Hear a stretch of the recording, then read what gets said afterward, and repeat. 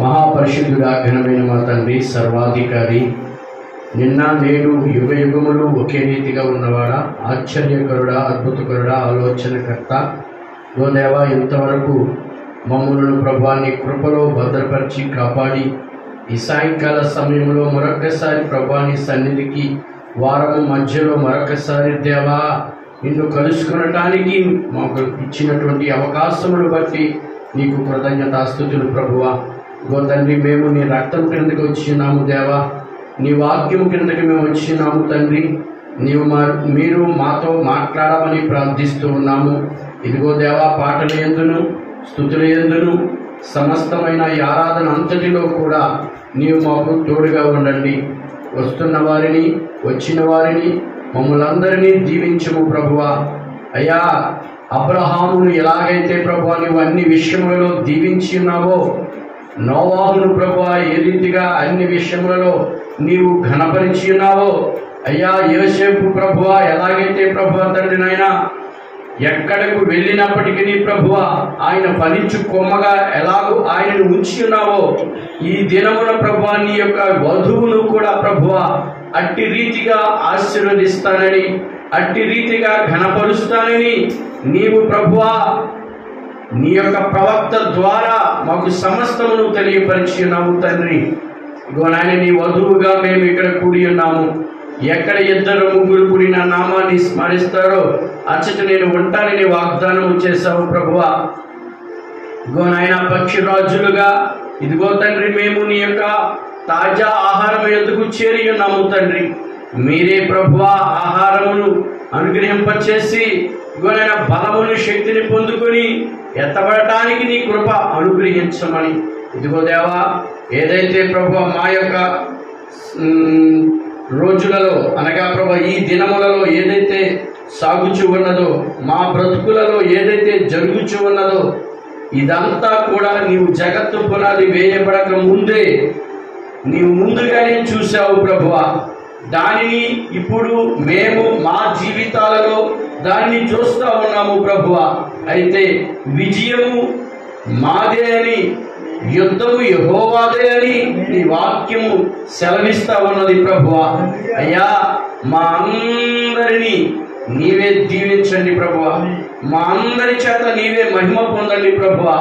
నీ నామ మహిమార్థమై అయ్యా నీ కృపలో మమ్మల్ని బలపరచమని, ఈ వాక్యముతో పోషించమని, ఈ ఆరాధన అంతటిలో నీవే మాకు తోడుగా ఉండమని, మహిమయు ఘనతయు ప్రభావములు మీరే పొందుకునమని యేసుక్రీస్తు నామములో ఈ ప్రార్థన అడుగుచున్నాము.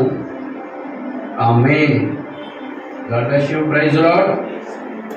మొట్టమొదటి పాటగా పరమలో చేర్చుటికై వచ్చెను నా పరమ తండ్రి యేసు రాజువా అనే పాటని పాడి దేవుని నామాన్ని మహిమపరుద్దాం. ప్రతి ఒక్కరు కూడా నాతో ఏకీభవించి అని పాట పాడతారని మనం చేస్తున్నాం. దేవునికి మహిమ కలుగును గాక. చెప్తారా అందరునా? ఆమేన్. పరములో చేర్చుటకై వచ్చెను నా పరమ తండ్రి యేసు రాజువా.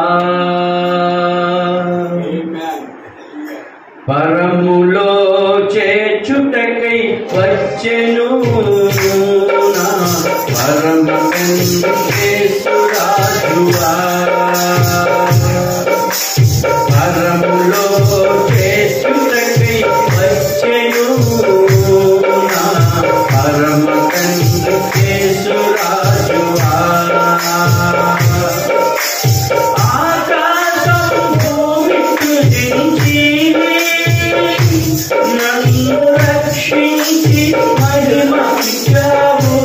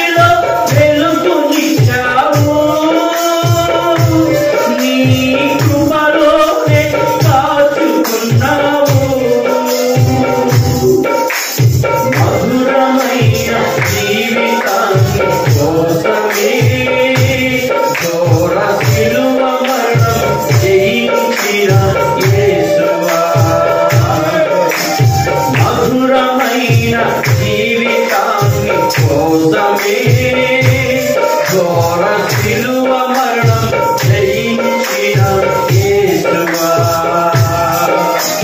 పరములో చేర్చుటకై వచ్చెను నా పరమ తండ్రి యేసు రాజువా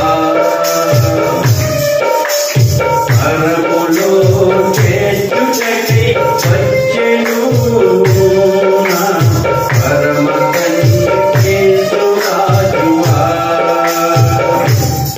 నీ వాక్యముతో కార్యము జరుగును ఏడు ముద్రలను బయలుపరచెను నీ వాక్యముతో కార్యము జరుగును ఏడు ముద్రలను బయలుపరచెను నా తనుని పోలికలో ఉండును నా జీవ జ్యోతి యేసుతో నడుమును నా తనుని పోలికలో ఉండును నా జీవ జ్యోతి యేసుతో నడుమును పరములో చేర్చుటకై వచ్చెను నా పరమ తండ్రి యేసు రాజువా పరములో చేర్చుటకై వచ్చెను నా పరమ తండ్రి యేసు రాజువా కృపా సత్య సంపూర్ణుడవే దోష బ్రహ్మములకున్న కృపయే కృపా సత్య సంపూర్ణుడవే దోష బ్రహ్మములకున్న కృపయే పరమ తండ్రి నివాసములు చేరగా ఆ పరమ నుండి అరుణించిన కృపయే పరమ నుండి సములు చేరగా ఆ పరమ నుండి అరుణించిన కృపయే పరములో చేర్చుటకై వచ్చెను నా పరమ తండ్రి యేసు రాజువా పరములో చేర్చుటకై వచ్చెను నా పరమ తండ్రి యేసు రాజువా నా పరమ తండ్రి యేసు రాజువా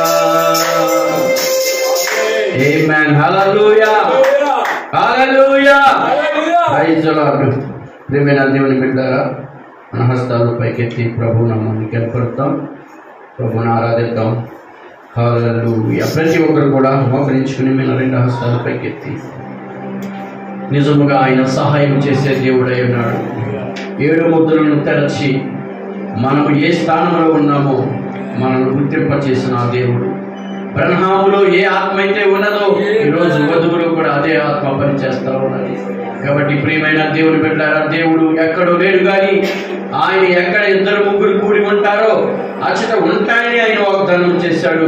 ఇప్పుడు యేసు ప్రభు పరలోకం అనగా అది ఇదే, మనం కూర్చుంటే ఈ స్థలమే పరలోకమై ఉన్నది. కాబట్టి ప్రియమైన దేవుని బిడ్డలారా మన రెండు హస్తాలు పైకెత్తి ప్రభు నామాన్ని గణపరుద్దాం, ప్రభుని ఆరాధిద్దాం. హల్లెలూయా హల్లెలూయా హల్లెలూయా. ప్రతి ఒక్కరు కూడా హల్లెలూయా హల్లెలూయా హల్లెలూయా. మౌనముడా నీకే స్తోత్రములు ప్రభువా, ఇశ్రాయేలు కాపరి నీకే స్తోత్రములు తండ్రి, పరమ వైద్యుడా నీకే స్తోత్రములు ప్రభువా. వేదనలో దుఃఖములో నాయనా ప్రభువా నీవు ఎల్లప్పుడూ కూడా ఇశ్రాయేలు ప్రజలను కాపాడుతూ ప్రభువా నీవు నడిపించే దేవుడు అయినావు తండ్రి. ఆరాధనకు పాత్రుడా నీకే స్తోత్రములు తండ్రి. ఇశ్రాయేలు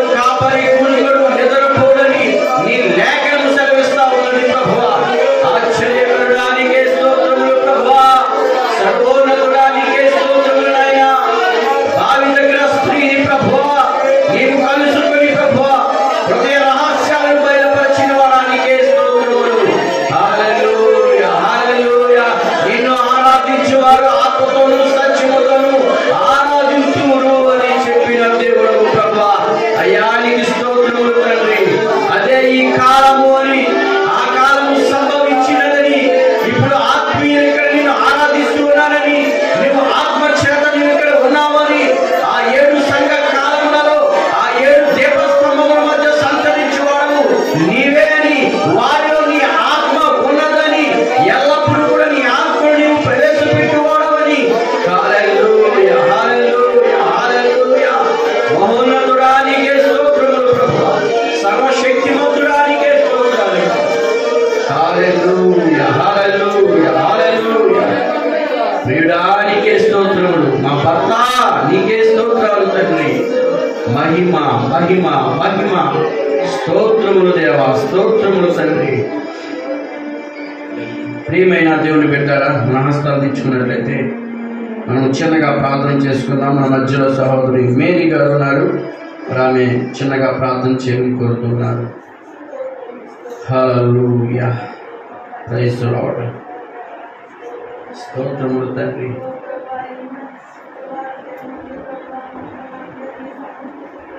ఎస్ లార్డ్. హల్లెలూయా.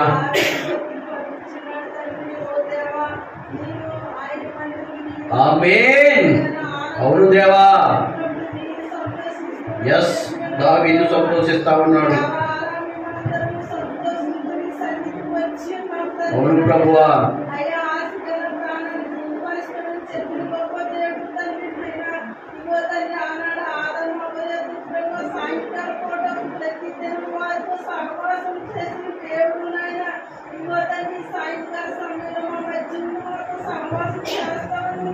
ఎస్, అవును ప్రభువా.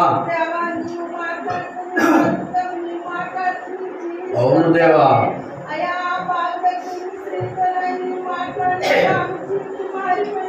అవును దేవా. ఎస్, అవును ప్రభువా.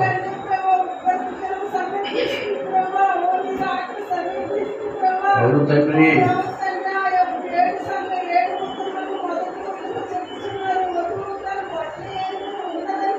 Yes Lord.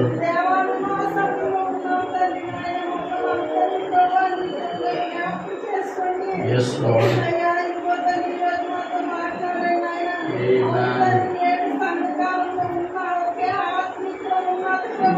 Yes, Lord.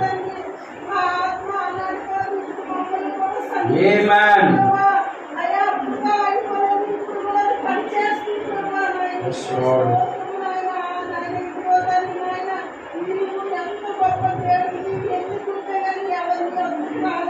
Yes, Amen.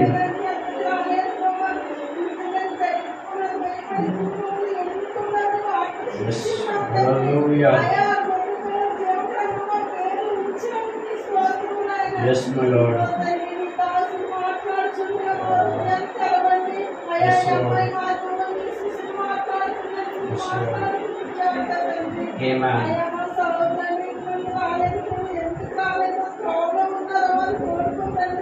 Yes, Lord.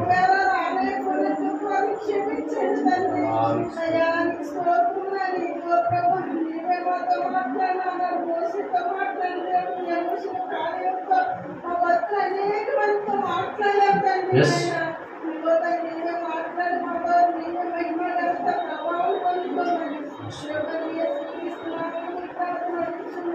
Amen. Amen. God bless you, sister. దయచేసి నా అంతా లేచి నిలబడినట్లయితే only believe all things are possible. Chorus పాడుకుని మన వాక్యంలోకి వెళ్దాం. మన కుడి హస్తాన్ని ప్రతి ఒక్కరు కూడా పైకి లేపి నాతో ఏకీభవించి ఈ కోరస్ పాడమని మనం చేస్తా ఉన్నాను. ఓన్లీ బిలీవ్, ఓన్లీ బిలీవ్,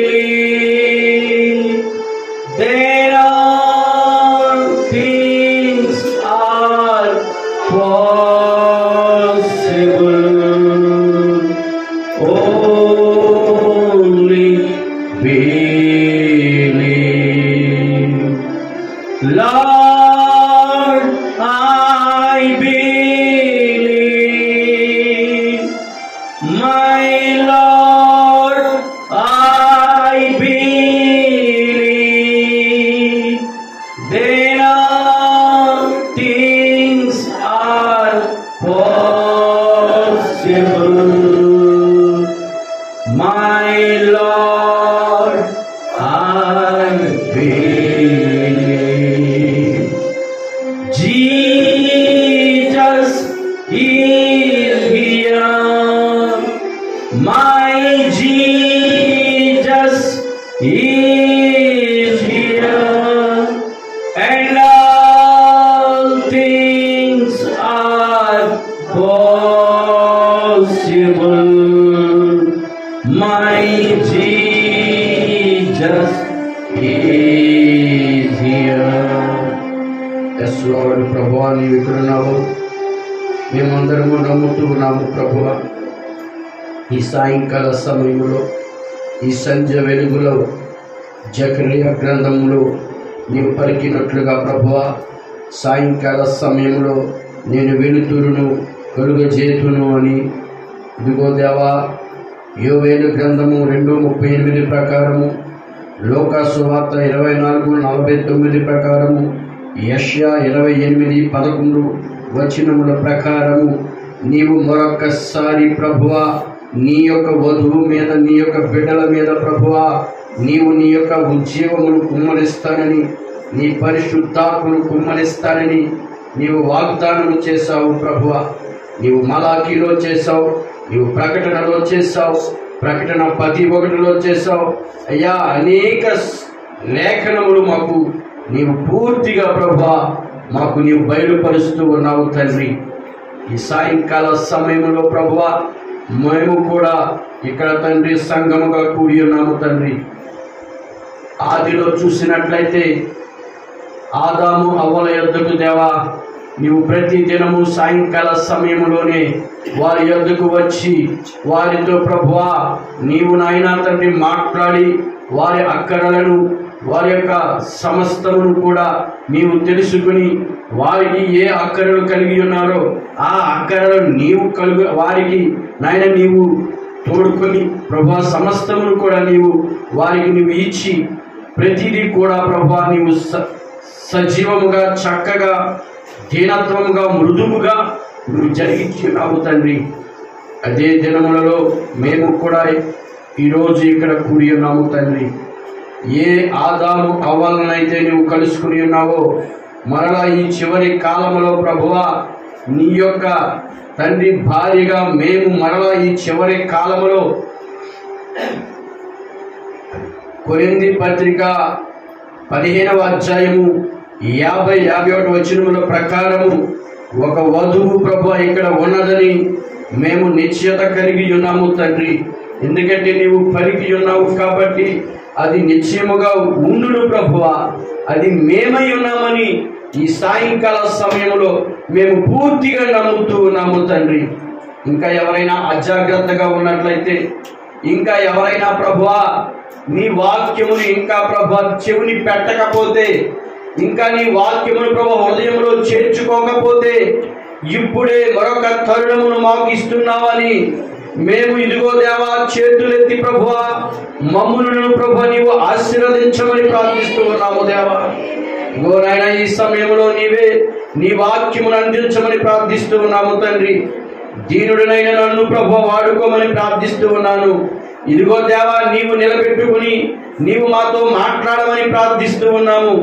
ఆశ గలే ప్రాణమును తృప్తిపరిచే దేవుడవని, ఎవరు నా తండ్రి ఆకర్షించినది ఎవరు కూడా నా యొద్దకు రారు అని ఇదిగో దేవా నీ లేఖనములు సెలవిస్తా ఉన్నవి. అయితే ప్రభువా ఎంతమందినైతే నీవు ఆకర్షించి ఉన్నావో వారందరూ నీ యొద్దకు వచ్చెదరని చెప్పావు దేవా. గురైనా మేము అందరము నీ సన్నిధికి వచ్చి ఉన్నాము. మాతో మాట్లాడండి, మమ్మల్ని తృప్తిపరచండి ప్రభువా, మా అవసరతలను తీర్చండి. మాకు ఏదైతే కావాలో ప్రభువా అది మాకు దయచేయమని ప్రార్థిస్తూ ఉన్నాము తండ్రి. ఇది మేము ఏదైతే అడుగుచున్నామో అది భూ సంబంధమైనది కాదు, కానీ అది పర సంబంధమైనదని మేము నిశ్చయముగా దేవా మేము ప్రభువా అడుగుచు ఉన్నాము, అది మాకు అనుగ్రహిస్తామని నమ్ముతున్నాము. అది ఏదో కాదు కానీ అది ఎత్తబాటు అయి ఉన్నది ప్రభువా. ఆ ఎత్తబాటును మాకు దయచేయమని, ఆ ఎత్తబాటుకు కావలసినటువంటి వర్తమానం మాకు అనుగ్రహింపచేయమని, ప్రతిదీ కూడా నీ పరిశుద్ధాత్మతో నడిపించమని, మహిమయు ఘనత ప్రభావములు మీరే పొందుకునమని యేసుక్రీస్తు నామములో ఈ ప్రార్థన అడుగుచున్నాము. ఆమేన్. ప్రియమైన దేవుని బిడ్డలారా, మనం అలాగే నిల్చుండగానే నిర్గమకాండము 14వ అధ్యాయము 13వ వచనము నుంచి 14వ వచనం వరకు చదువుతున్నాను. దయచేసి మీ యొక్క పరిశుద్ధ గ్రంథాలను తెరచి నాతో పాటు కూడా మీరు పరిశీలన చేయవలసిందిగా కోరుతున్నాను. నిర్గమకాండము 14వ అధ్యాయము 13, 14 2 వచనాలు. అందుకు మోషే, భయపడకుడి, యెహోవా మీకు నేడు కలుగు చేయు రక్షణను మీరు ఊరక నిలిచుండి చూడుడి. మీరు నేడు చూచిన ఐగుప్తీయులను ఇక మీదట మరి ఎన్నడూ చూడరు. యెహోవా మీ పక్షమున యుద్ధము చేయును. మీరు ఊరకయే ఉండవలనని ప్రజలతో చెప్పెను.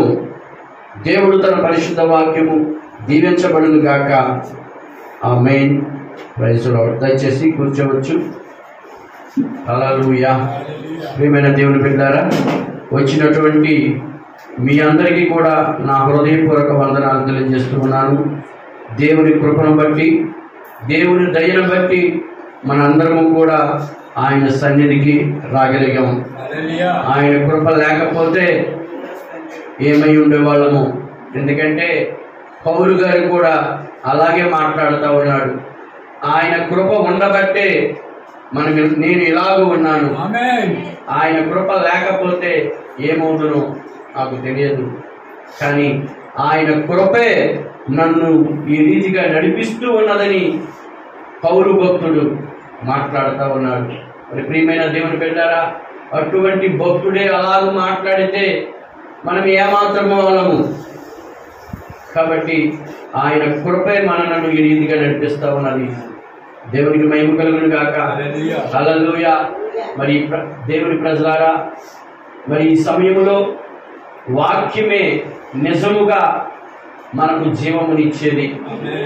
7 ముద్రలో గ్రంథంలో ప్రవక్త మాట్లాడుతూ ఉన్నాడు, 3వ ముద్రలో మాట్లాడుతూ ఉన్నాడు, అలాగే 4వ ముద్రలో కూడా మాట్లాడుతూ ఉన్నాడు. వాక్యమే నిజముగా జీవమునిచ్చును. ఈ భూమి మీద నీవు ఎంత తిండి తిన్నా, నీవు ఎంతగా ఆహారం పుచ్చుకున్నా, నీవు ఎటువంటి పాలు త్రాగినా, నువ్వు ఎటువంటి పళ్ళు తిన్నా, నువ్వు ఎటువంటి విటమిన్స్ నీ బాడీకి తీసుకున్నా, నీవు ఎటువంటి ఖరీదైన ఇంపార్టెంట్ అయినటువంటి నువ్వు ఆహారం భుజించిన డ్రై ఫ్రూట్స్ ఎలాంటివి తిన్నా కూడా నీకు జీవమునివ్వవు. నీకు జీవమును ఇచ్చేవి, మనకి జీవమును ఇచ్చేది కేవలం వాక్యము మాత్రమే. ఆ వాక్యమే మనకు జీవాన్ని ఇస్తుంది తప్ప మరి ఈ భూమి మీద ఏది మనకి జీవాన్ని ఇవ్వలేదు. జీవం అనగా ఎల్లప్పుడూ జీవించినటువంటి నిత్య జీవమై ఉన్నది. అంటే ఇక ఎన్నడూ కూడా చనిపోనటువంటి, ఇక ఎన్నడూ కూడా మరణించినటువంటి ఒక జీవాన్ని, ఒక నిత్య జీవాన్ని ప్రసాదించేది ఏదైనా ఈ భూమి మీద ఉన్నది అంటే అది కేవలము వాక్యము మాత్రమే. అందుకే మనుష్యుడు రొట్టె వలన మాత్రము కాదు గాని దేవుని నోట నుండి వచ్చు ప్రతి మాట వలన జీవించును అని పరిశుద్ధ గ్రంథంలో స్పష్టంగా రాయబడి ఉన్నది. ప్రియమైన దేవుని బిడ్డలారా, ఎవరు కూడా మనల్ని రక్షించలేరు, ఎవరు కూడా మనల్ని ఆదుకోలేరు, ఎవరు కూడా మనలను కాపాడలేరు. ఒక దినము రాబోతా ఉన్నది. ఆ దినమును నీవు తప్పించుకుంటే ధన్యుడవు. ఆ దినములో నేను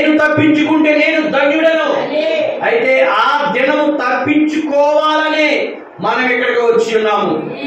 ఆ దినాన్ని తప్పించుకోవాలని, ఆ మహాదినమును, ప్రభు దినమును, ఉగ్రతా దినమును తప్పించుకోవటానికే మనం ఇక్కడికి వచ్చి ఉన్నాము.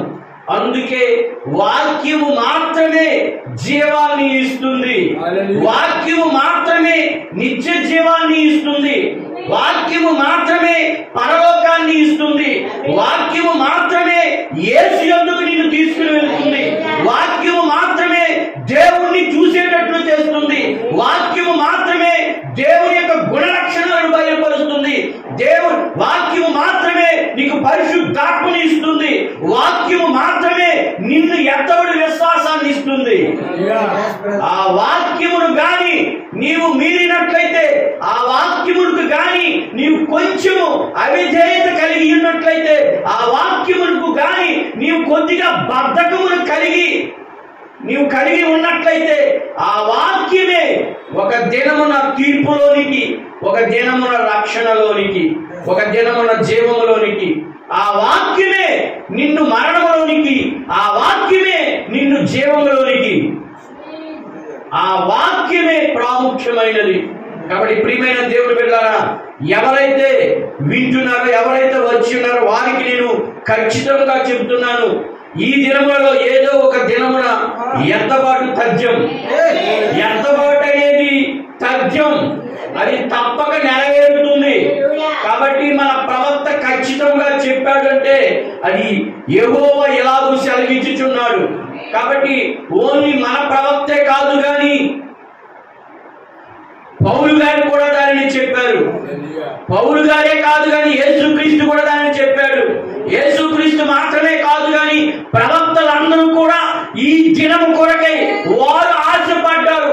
ఈ దినములలో నేను ఉంటే మంచిది, ఈ దినములలో నేను ఉంటే మంచిది, ఈ 7వ సంఘ కాలంలో నేనుంటే మంచిది, ఈ ప్రవక్త బ్రహ్మం కాలంలో నేనుంటే మంచిది, ఈ లవోదిక సంఘ కాలంలో నేనుంటే మంచిది అని అనేక మంది భక్తులు ఈ యొక్క దినము కొరకు వాళ్ళు ఆశపడ్డారు. కానీ వాళ్లకు దక్కలేని ఆ ధన్యత ఈ చివరి కాలంలో మనకి దక్కిందంటే మనమెంత ధన్యుమో ఒక్కసారి ఆలోచించండి. కాబట్టి నేను ఉదయాన వాక్యం తెలవగానే 7 ముద్రల నుంచి అక్కడ కనబడతా ఉన్నది, వాక్యమే నిజముగా జీవాన్ని ఇచ్చేది. ఇక్కడ ప్రవక్త అంటున్నాడు, యోవేలు గ్రంథంలో అది వ్రాయబడి ఉన్నది. లోకా సువార్త 24వ అధ్యాయము 49వ వచనం వ్రాయబడి ఉన్నది. యెషయా గ్రంథం 28:11 అది వ్రాయబడి ఉన్నది.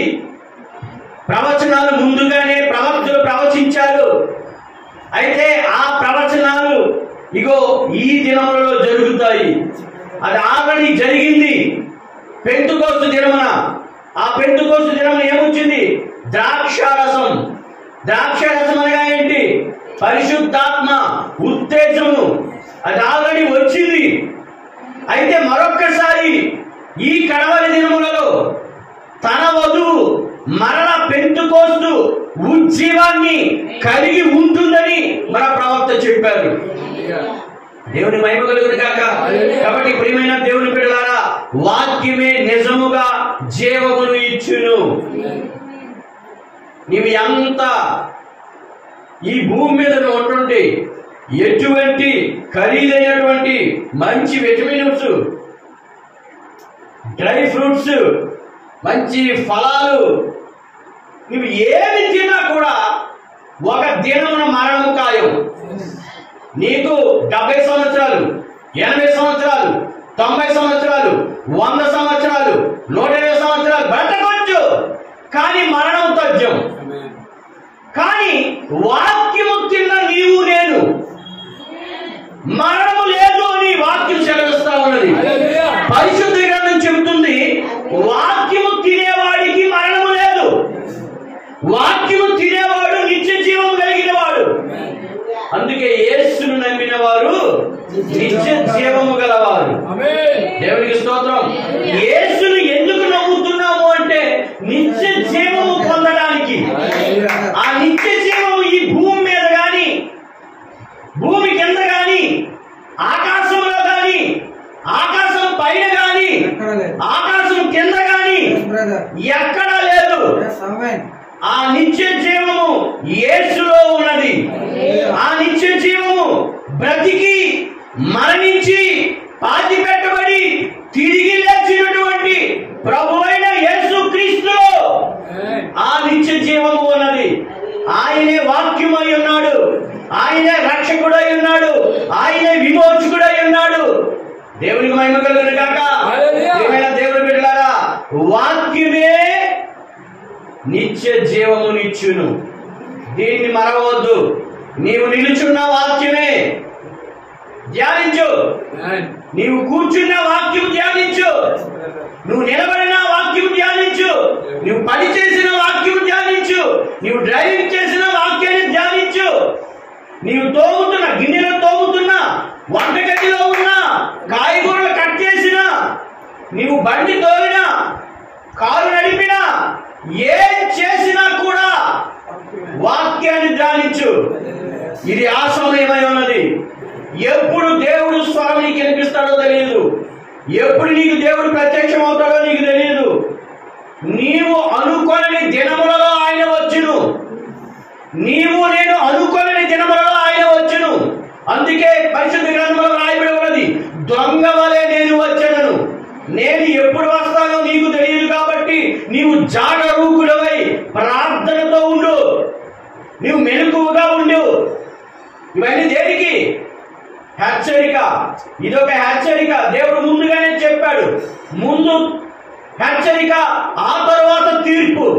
కాబట్టి ఈ ప్రపంచంలో ఇంకా ఈ ప్రపంచం ఇలాగ ఎందుకు నడుస్తూ ఉన్నది అంటే, ఆయన ప్రతి ఒక్కరికి కూడా నేను దేవుడను అని ముందుగా హెచ్చరిస్తాడు. ఆయన నేను తప్ప వేరొక దేవుడు లేడు అని ఆయన ముందు హెచ్చరిస్తాడు. ఆయన నాకు యేసుక్రీస్తు తెలియదు అని ఏ ఒక్క వ్యక్తి కూడా ఆ దినమున చెప్పటానికి వీలు లేదు.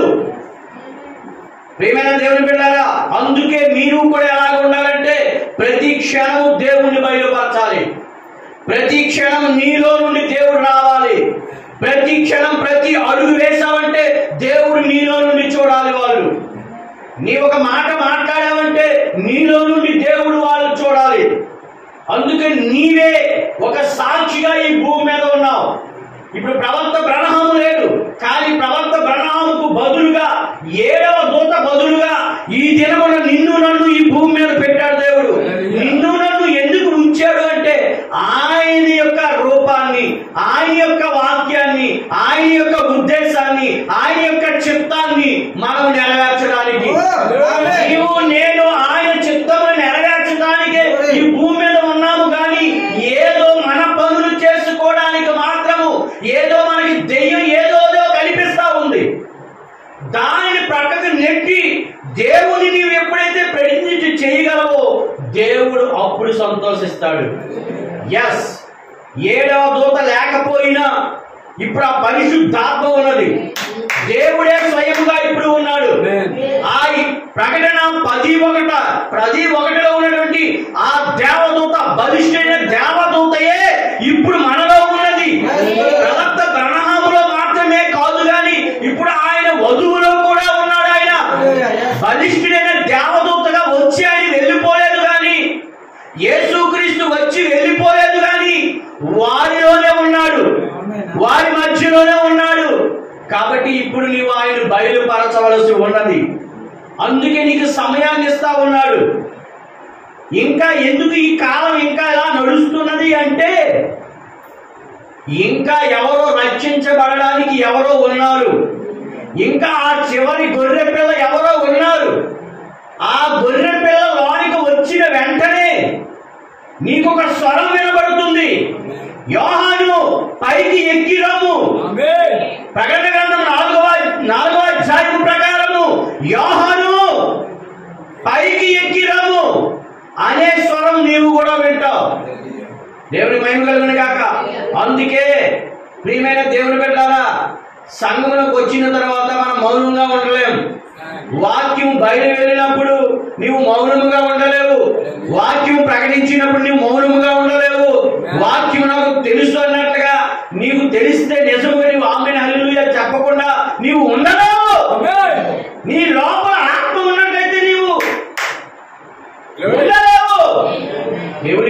కలుగును గాక. హల్లెలూయా. కాబట్టి వాక్యమే నిజముగా జీవమును ఇస్తుంది. ఈ భూమి మీద ఏది కూడా జీవాన్ని ఇవ్వదు. నువ్వు ఎంత సంపాదించినా ఆ డబ్బు నీకు జీవాన్ని ఇవ్వదు. అఫ్ కోర్స్ నీకు వ్యాధి వచ్చినప్పుడు అది నేను డాక్టర్ దగ్గరికి తీసుకుని వెళ్ళి ఖర్చు పెట్టడానికి ఉపయోగపడుతుందేమో, కానీ జీవాన్ని ఇవ్వలేదది. నీకు జీవాన్ని ఇచ్చేది వాక్యం మాత్రమే.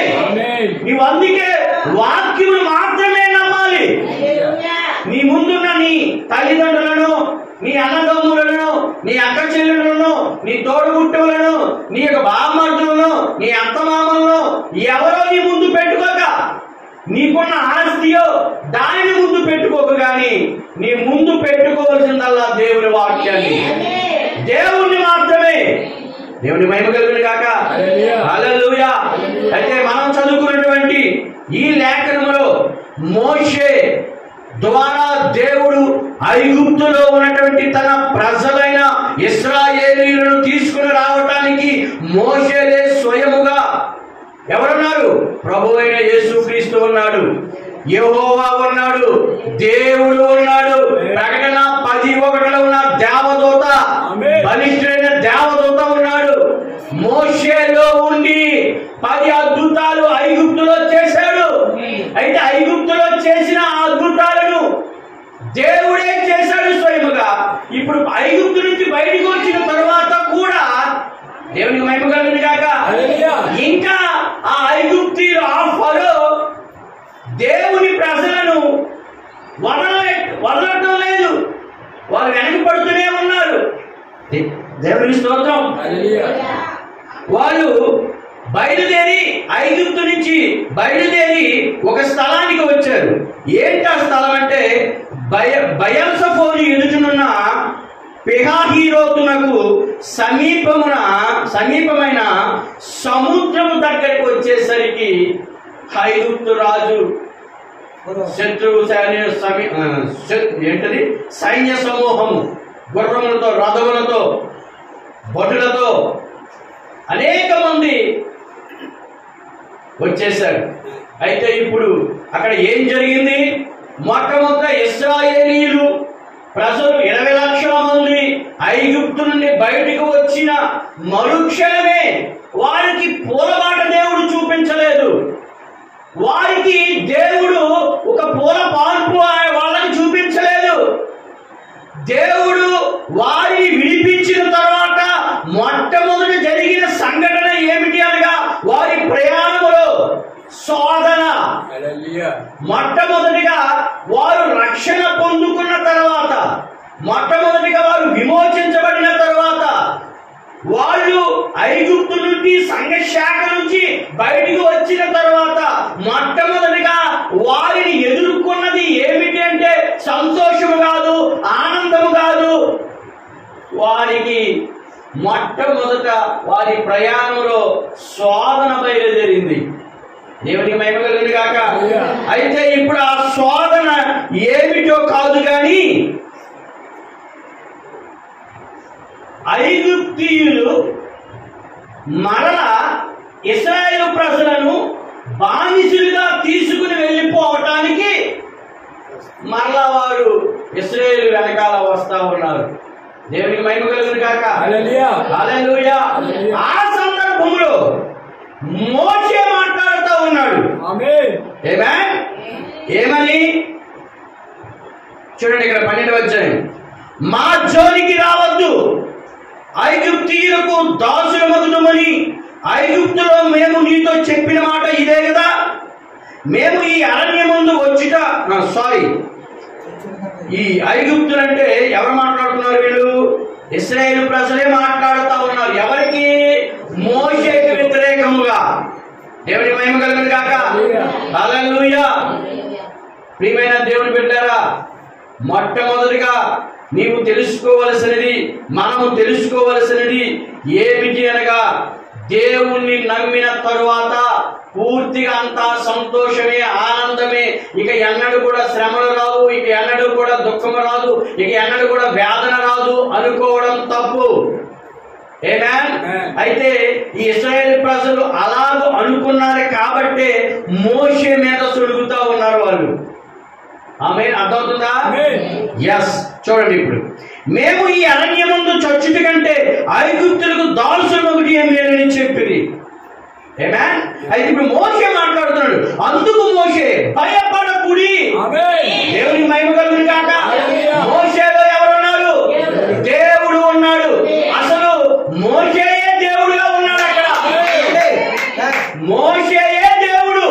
ఎందుకంటే దేవుడే చెప్పాడు, మోషే నీవు వాళ్ళందరికీ దేవుడుగా ఉంటావు, నీ అన్న అహరోను ప్రవక్తగా ఉంటాడు. దేవుని మహిమ కలుగును గాక. కాబట్టి ఇప్పుడు మోషే ఎవరు అనగా దేవుడే. నేను చెప్పట్లేదు, బైబిల్ చెప్తా ఉన్నది. అందుకే ఇప్పుడు మోషే అంటున్నాడు, భయపడకుడి, యెహోవా మీకు నేడు కలుగ చేయు రక్షణను మీరు ఊరక నిలిచి ఉండి చూడండి. మిమ్మల్ని దేవుడు ఎలా రక్షిస్తాడో నిలుచుండి చూడండి. మీరేమి కంగారు పడద్దు, మీరేమి వేదన చెందద్దు, మీరేమి దుఃఖం పడద్దు, మీరేమి తొందర పడద్దు, అన్నదాన్ని మాట్లాడద్దు, దేవునికి వ్యతిరేకంగా మాట్లాడవద్దు. మీరు యెహోవా చేసిన రక్షణను ఊరక నిలిచి ఉండి చూడండి. దేవుని మహిమ కలుగును గాక. హల్లెలూయా. అయితే ప్రియమైన దేవుని బిడ్డలారా, నేను దీనిని చెప్పడానికి రాలేదు, కానీ నేను ఇప్పుడు దినవృత్తాంతములు, దేవుని మహిమ కలుగును గాక. హల్లెలూయా.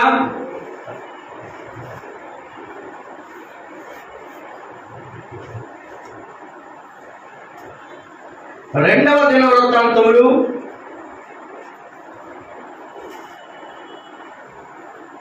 17వ అధ్యాయం, 20వ అధ్యాయం 17వ వచనం.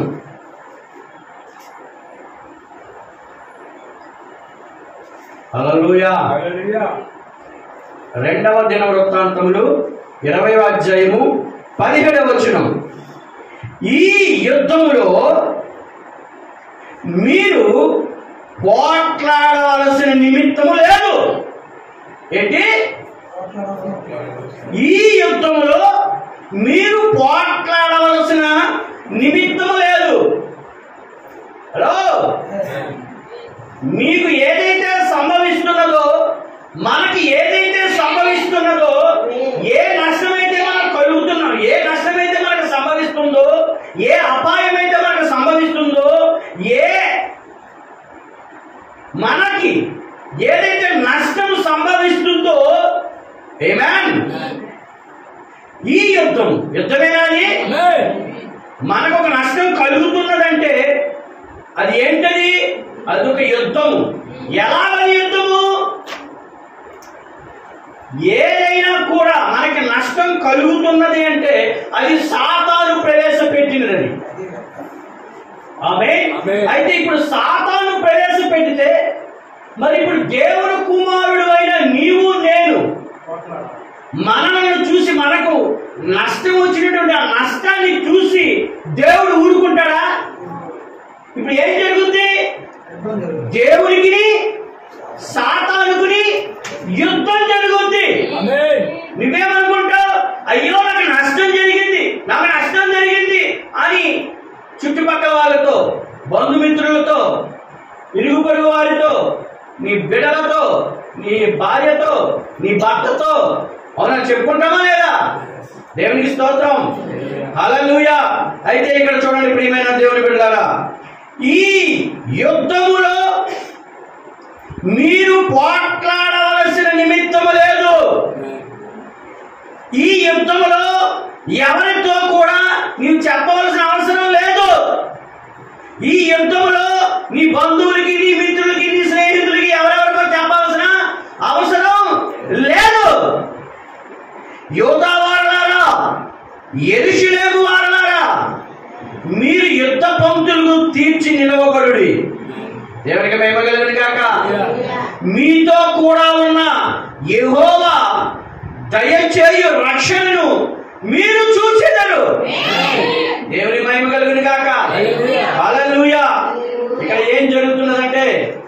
యెహోషాపాతుకి, ఆమేన్. ఇక్కడ మోయాబీయులకి, అమ్మోనీయులకి, మోయోనీయులకి, ఎవరైతే ఈ 5 ఉన్నారో ఈ జాతుల వారు యెహోషాపాతు మీద యుద్ధానికి వస్తా ఉన్నారు. యుద్ధానికి వచ్చినప్పుడు యహజీయేలు అనేవాడు అక్కడ ఉన్నాడు. ఆయన మీద దేవుని ఆత్మ వచ్చి మాట్లాడుతా ఉన్నాడు. దేవుని మహిమ కలుగును గాక. అందరు ఇక్కడ ఉన్నారా? అయితే నా యొక్క వర్తమానం ఏంటంటే, యుద్ధమును జరిగించువాడు దేవుడే. ఆమేన్. యుద్ధమును జరిగించువాడు దేవుడే. అయితే యహజీయేలు మీద ఉన్న ఆత్మ యెహోవాది. ఈరోజు నేనంటాను, 7వ దూతలో ఉన్నటువంటి ఆత్మ యెహోవాది. దేవుని మహిమ కలుగును గాక. 7వ సంఘ కాలంలో ఉన్నటువంటి 7వ నక్షత్రమైనటువంటి ప్రవక్త బ్రహ్మాములో ఉన్నటువంటి దూత ఎవరో కాదు, ఆత్మ ఎవరో కాదు, కానీ యెహోవా, యేసుక్రీస్తు బలిష్ఠుడైన దేవదూత. దేవునికి స్తోత్రం. హల్లెలూయా. అయితే మన ప్రవక్త కూడా ఒక వర్తమానాన్ని ఇచ్చాడు. ఈ 2వ దినవృత్తాంతములు 20వ అధ్యాయము ఈ 17వ వచనము చదివి ప్రవక్త ఒక మెసేజ్ ఇచ్చాడు. ఆ మెసేజ్ 1957 6వ నెల 29వ తారీఖున ఆయన ఒక మెసేజ్ ఇచ్చాడు. ఆ మెసేజ్ పేరేంటంటే, stand still and see the salvation of the Lord. ఓరగా నిలిచి ఉండి మరియు యెహోవా కలుగుచేయ రక్షణను చూడుడి. దేవునికి స్తోత్రం. నేను ఇవేమి చూడలేదు, కానీ చాలా చూశాను. లాస్ట్లో ఇది చూడగానే నాకు ఒక ప్రేరణ కలిగింది. యుద్ధమును జరిగించువాడు దేవుడే అని. దేవుని స్తోత్రం. అయితే ప్రవక్త ఆల్రెడీ వర్తమానాన్ని ఇచ్చాడు. దేవునికి స్తోత్రం. అయితే ప్రవక్త ఈ వర్తమానంలో ఓరక నిలిచి ఉండి మరి యెహోవా కలుగుచే రక్షణను చూడుడి అనే వర్తమానంలో కాలేబుని ఎక్కువగా ఆయన తీసుకున్నాడు. కాలేబు ప్రతి విషయంలో కూడా మోషేకు అండగా ఉండి, దేవునికి అండగా ఉండి, ఎస్ మేము చెయ్యగలము, మేము సాధించగలము, అది మేము కాదు కానీ మాలో ఉన్న దేవుడే. ఏమన్నాడు కాలేబు యెహోషువ? ఏమన్నాడు? వారిద్దరు కలిసి ఏమన్నారు? అయ్యా, వాళ్ళు ఎంత ధీరులైనా, వాళ్ళు ఎంత వీరులైనా, వాళ్ళంత ఎత్తుగా ఉన్నా, వాళ్ళంత కండబలం ఉన్నా, వాళ్ళకి ఎంత గుండె బలం ఉన్నా, వాళ్ళు ఎంత ఆజానుభావులైనా, వాళ్ళంత గొలియాతులైనా, దేవునికి స్తోత్రం, వాళ్ళందరినీ జయించుటకు మన దేవుడు సమర్థుడు. మేము సమర్థులం కాదు, మన దేవుడు సమర్థుడు. సాక్ష్యం పలికాడా? కాలేబు అక్కడ నిలబడ్డాడా? ఓరకనే నిలిచి ఉండి యెహోవా రక్షణని ఈ రోజు మీరు చూస్తారు. ఓరకనే నిలిచి ఉండి దేవుని గొప్ప కార్యములు చూస్తారు. ఓరకనే మీరు నిలిచి ఉండి, మీరు వర్తమానంపై నిలిచి ఉండి, వాక్యంపై నిలిచి ఉండి, ఈ గడియ వర్తమానము నమ్ముడి, మీరు రక్షణ చూస్తారు. మీరు మీ ఎత్తబాటును చూస్తారు. అమ్మ, మీకు ఏమైనా తాగుతుందా? నోళ్ళు తెస్తే కొద్దిగా ఆమె నన్ను చెప్పండి. దేవునికి స్తోత్రం. మీరు ఓరకనే నిలిచి ఉండి చూడండి, దేవుడు తన రక్షణను తీసుకుని వస్తాడు. దేవునికి స్తోత్రం. హల్లెలూయా. ఎత్తబడే విశ్వాసం మనలో లేదు, ఎత్తబడే విశ్వాసం ఆయనలో ఉంది. అయితే మనము ఎవరమంటే ఆయనలో భాగమై ఉన్నాము.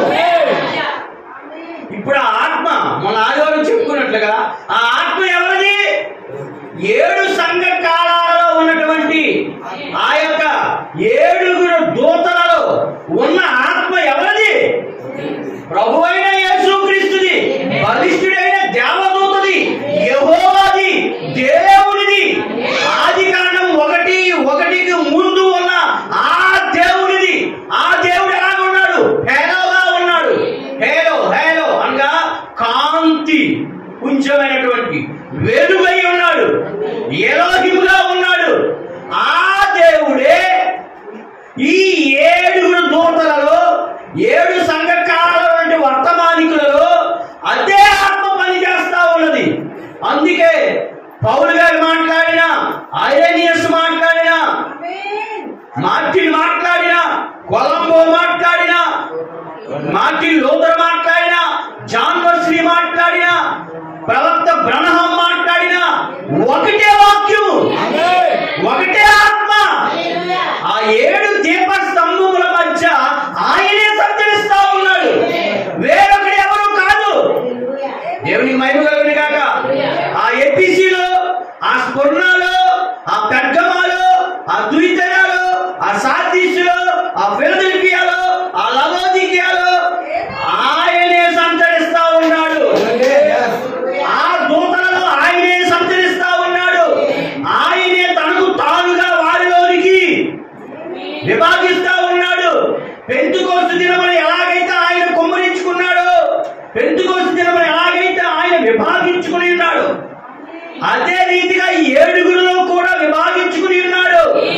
అందుకే పౌలు గారు మాట్లాడినా, లూథర్ మాట్లాడినా, జాన్ వెస్లీ మాట్లాడినా, ప్రవక్త బ్రహ్మం మాట్లాడినా ఆ పరిశుద్ధాత్మే కనుక ఎక్కడా కూడా వేరుగా ఉండదు. దేవునికి మహిమ కలుగును గాక. హల్లెలూయా. కాబట్టి ప్రియమైన దేవుని బిడ్డలారా, ఈ యొక్క హజాయేలు కాదు, యహజీయేలు. ఏ పేరు మరొకసారి చెప్పండి మీ అంతా? యహజీయేలు. ఇప్పుడు యహజీయేలు మీద ఏ ఆత్మ ఉన్నదంటే దేవుని ఆత్మ, యెహోవా ఆత్మ ఉన్నది. దేవునికి స్తోత్రం. మనము 19వ అధ్యాయం నుంచి కొద్దిగా చదువుకొని వస్తే మనకి దీని అంత వృత్తాంతం మనకు అర్థం అవుద్ది.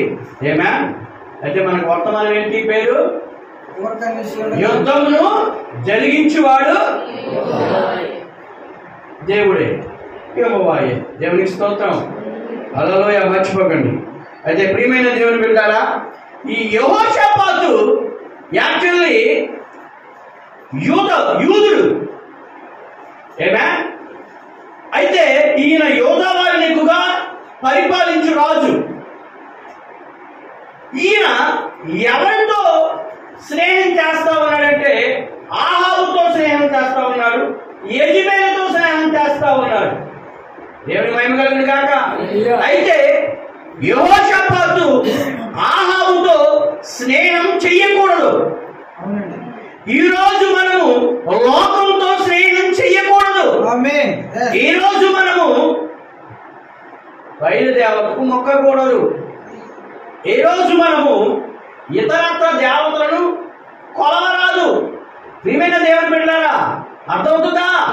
కాబట్టి యెహోషాపాతు ఏం చేశాడు అంటే ఒక యూదుడే ఆహాబు, కానీ అన్యులతో వివాహం చేసుకున్నాడు, యెజెబెలుతో. కాబట్టి ఇప్పుడు యెహోషాపాతు ఏం చేయాలి? ఆ సంబంధాన్ని, ఆ రిలేషన్ కట్ చేయాలి. కట్ చేయకుండా ఈ యొక్క ఆహాబు కూడా యోధావాడే అని చెప్పి, యోధా వంశమే అని చెప్పి, యూదుడే అని చెప్పి ఫ్రెండ్షిప్ చేయడం మొదలు పెట్టాడు. దేవుని మహిమ కలుగును గాక. మీరు 18వ అధ్యాయం చదివితే మీకు అర్థం అవుద్ది. ఆమేన్. అయితే నేను 19వ అధ్యాయం నుంచి నేను స్టార్ట్ చేస్తా ఉన్నాను. ఇప్పుడు 19వ అధ్యాయంలో ఏం జరుగుతుందో మనం అలా కిందకి వద్దాం. అందరికీ ఉన్నారా? ఆమేన్. యూదా రాజైన యెహోషాపాతు ఏ అపాయమును చెందకుండా యెరూషలేము నందుండు తన నగరునకు తిరిగి రాగా, దీర్ఘదర్శి హనానీ కుమారుడు యెహూ అతనిని ఎదుర్కొనబోయి, ఎవరనండి? యెహూ. యెహూ ఏం చేశాడు? యెజబెలును హతం చేశాడు. దేవునికి మహిమ కలుగును గాక. ఇక్కడ యెహూలు ఉన్నారా? ఆమేన్. కాబట్టి ప్రియమైన దేవుని బిడ్డలారా, 2వ అధ్యాయం 2వ వచనం, దీర్ఘదర్శి హనానీ కుమారుడకు యెహూ అతన్ని ఎదుర్కొనబోయి రాజైన యెహోషాపాతుకు ఇలాగూ ప్రకటన చేశాను, నీవు భక్తిహీనులకు సహాయము చేసి యెహోవా శత్రువులకు స్నేహితుడు అయితివి కదా. చూసారా ఎలాగా మాట్లాడుతున్నాడు యెహోషాపాతు అంటున్నాడు, యెహోషాపాతు నీవు భక్తిహీనులకు సహాయం చేసి, నువ్వు ఎవరికి సహాయం చేయాలి? భక్తి గల వారికి సహాయం చేయాలి, విశ్వాసికి సహాయం చేయాలి, అవిశ్వాసికి కాదు నీ సహాయము. ఈరోజు చాలా మంది వర్తమానంలో ఉన్నా కూడా ఎవరికి వెళ్ళి సాయం చేస్తారో తెలుసా? రోడ్డు మీద చూడండి తిరుగుతుంటారా పిచ్చోళ్ళగా, రోడ్డు మీద పడి ఉంటారా? మనమేమనుకుంటాం, రోడ్డు మీద ఉన్నాడు కదా ఒక మిషన్ పెట్టుకుని. అరే దేవునికి లేదు, నువ్వెవరో నేను. ఇగో వర్తమానం నమ్ముకున్న బిడ్డలు, దేవుణ్ణి నమ్ముకున్న బిడ్డలు, అర్థమవుతుందా? చాలా ఇంపార్టెంట్. అందుకే విశ్వాసం గలవారికే సహాయం చేయాలి. ఆమేన్. విశ్వాసికి విశ్వాసే సహాయం చేసుకోవాలి. ఆమేన్. అలాగే చెప్పి ఇంటి దగ్గరికి వచ్చిన దగ్గరికి కూడా మీరు తోసేస్తారా ఏంటి? ఆమేన్. Praise the Lord. సరే చూడండి యెహూ ఏం మాట్లాడుతున్నాడు. రాజైన యెహోషాపాతుకు ఇలాగూ ప్రకటన చేశాను. ప్రకటన, నీవు భక్తిహీనులకు సహాయం చేసి యెహోవా శత్రువులకు స్నేహితుడు అయితివి కదా. యెహోవా శత్రువులకు స్నేహితుడు అయితివి కదా అంటే అవిశ్వాసి ఎవరు?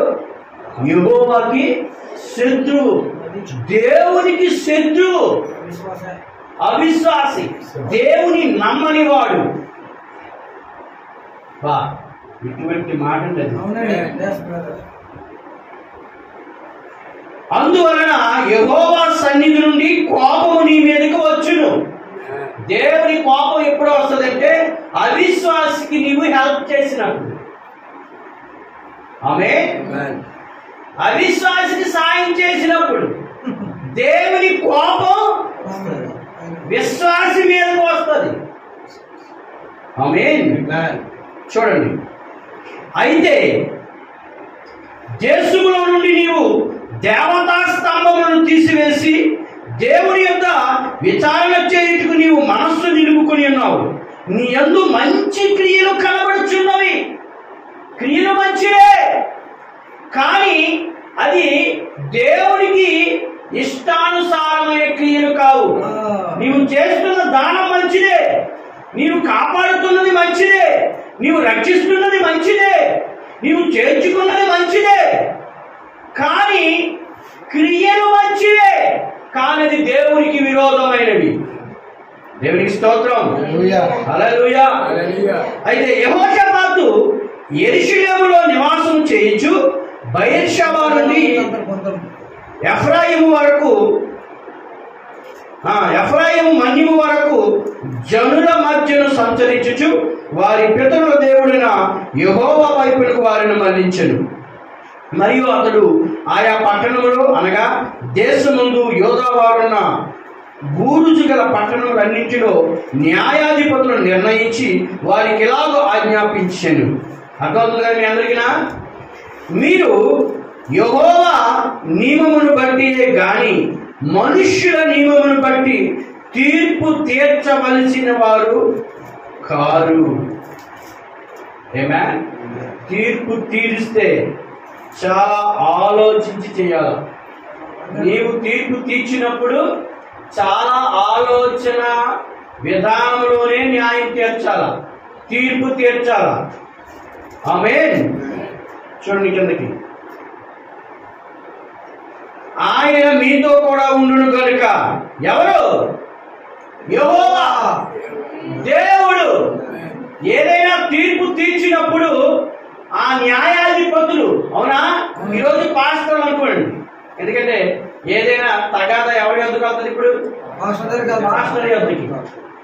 ఈరోజు పాస్టర్లు ఏమై ఉన్నారు? న్యాయాధిపతులు అయి ఉన్నారు. ఏదైనా సమస్య పాస్టరే కదా తీర్చేది. సో పాస్టర్ తీర్చేటప్పుడు పాస్టర్ ఎలా ఉండాలి తెలుసా? ఒళ్ళు జాగ్రత్త పెట్టి ఉండాలా, ఎందుకంటే దేవుడు అక్కడ ఉంటాడు. అక్కడ అదే చేస్తా ఉన్నాడు. తీర్పు బహు జాగ్రత్తగా చేయుడి, యెహోవా భయము మీ మీద ఉండును గాక. ఏముండాలి? తీర్పు తీర్చినప్పుడు యెహోవా భయము ఉండాలా. ఒక మాట మాట్లాడేటప్పుడు మనం ఏం మాట్లాడుతున్నాం? ఓన్లీ దీనికే కాదు, మనం మామూలుగా మాట్లాడినా, మన ఇంట్లో మాట్లాడుకున్నా, మన పిల్లలతో మాట్లాడినా, మన భర్తతో మాట్లాడినా, మన తల్లిదండ్రులతో మాట్లాడినా, ఏం మాట్లాడుతున్నాం అనేది ఇక్కడ జాగ్రత్తగా ఆలోచించాలా. ఎలా పడితే అలా మాట్లాడితే అక్కడ దేవుడు ఉంటాడు.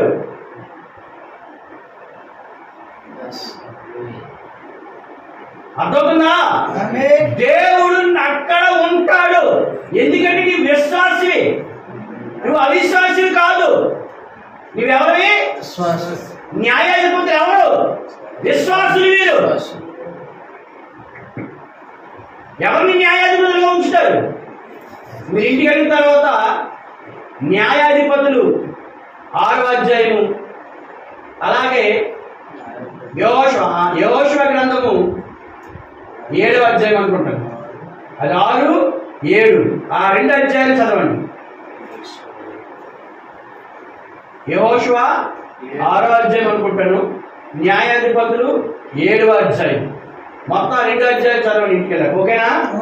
దేవుని స్తోత్రం. అయితే చూడండి, మీరు మాట్లాడేటప్పుడు, తీర్పు తీర్చేటప్పుడు చాలా జాగ్రత్తగా ఉండాలి. ఎందుకంటే దేవుడు మీతో పాటు ఉన్నాడు. అర్థమవుతుందా? ఇక ఎన్నడైనా మీరు మాట్లాడేటప్పుడు చాలా జాగ్రత్తగా ఉండాలి. అమ్మా, సహోదరుడా వింటున్నారా? యెహోవా భయము మీ మీద ఉండును గాక. హెచ్చరికగా ఉండి తీర్పు తీర్చుడి. హెచ్చరిక చేయాలి. ఏదైనా మనం త్రావకుండా ప్రయాణం చేస్తున్నప్పుడు అక్కడ ఒక హెచ్చరిక బోర్డు ఉంటుంది. ఏమిటి? అక్కడ మలుపు ఉన్నది, స్లోగా వెళ్ళు. నీ స్పీడు 70 లేక 60 లేదా 50 లేదా 30, అక్కడ ఆ కర్డ్, ఆ యొక్క క్రాస్ను బట్టి, ఆ వంకర రోడ్డును బట్టి అక్కడ ఇన్ని కిలోమీటర్ల లోపే నీవు ప్రయాణం చేయాలి, వేగంగా వెళ్ళాలి. ఆ వేగం లోపే నీవు ప్రయాణం చేయాలని అక్కడ హెచ్చరిక బోర్డు ఉంటుంది. అలాగే తీర్పు తీర్చినప్పుడు ఒక హెచ్చరికతో తీర్పు తీర్చాలా. అంటే నీకు పూర్తిగా అక్కడ తెలిసి ఉండాలా. హెచ్చరిక బోర్డు ఎలా పెడతారు? ప్రతి ఒక్కరిని పెట్టరు. అక్కడ వారు ఆల్రెడీ ట్రైల్ వేస్తారు. ఏ స్పీడ్తో వెళ్తే బండి లేవదో, ఏ స్పీడ్తో వెళ్తే బండి తిరగబడుద్దో వాళ్ళు ఆల్రెడీ ట్రైల్ వేస్తారు. ట్రైల్ వేసాక బోర్డు పెడతారు. ఈ రోజు కూడా నీవు తీర్పు తీర్చే ముందు, మాట్లాడే ముందు నీవు హెచ్చరికతో, అంటే పూర్తిగా తెలిసి మాట్లాడు.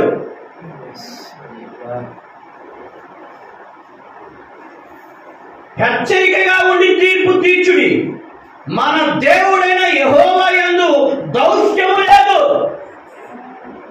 దౌష్యం అనగా అధర్మము. ప్రభు అయిన యెహోవా దగ్గర అధర్మము లేదు.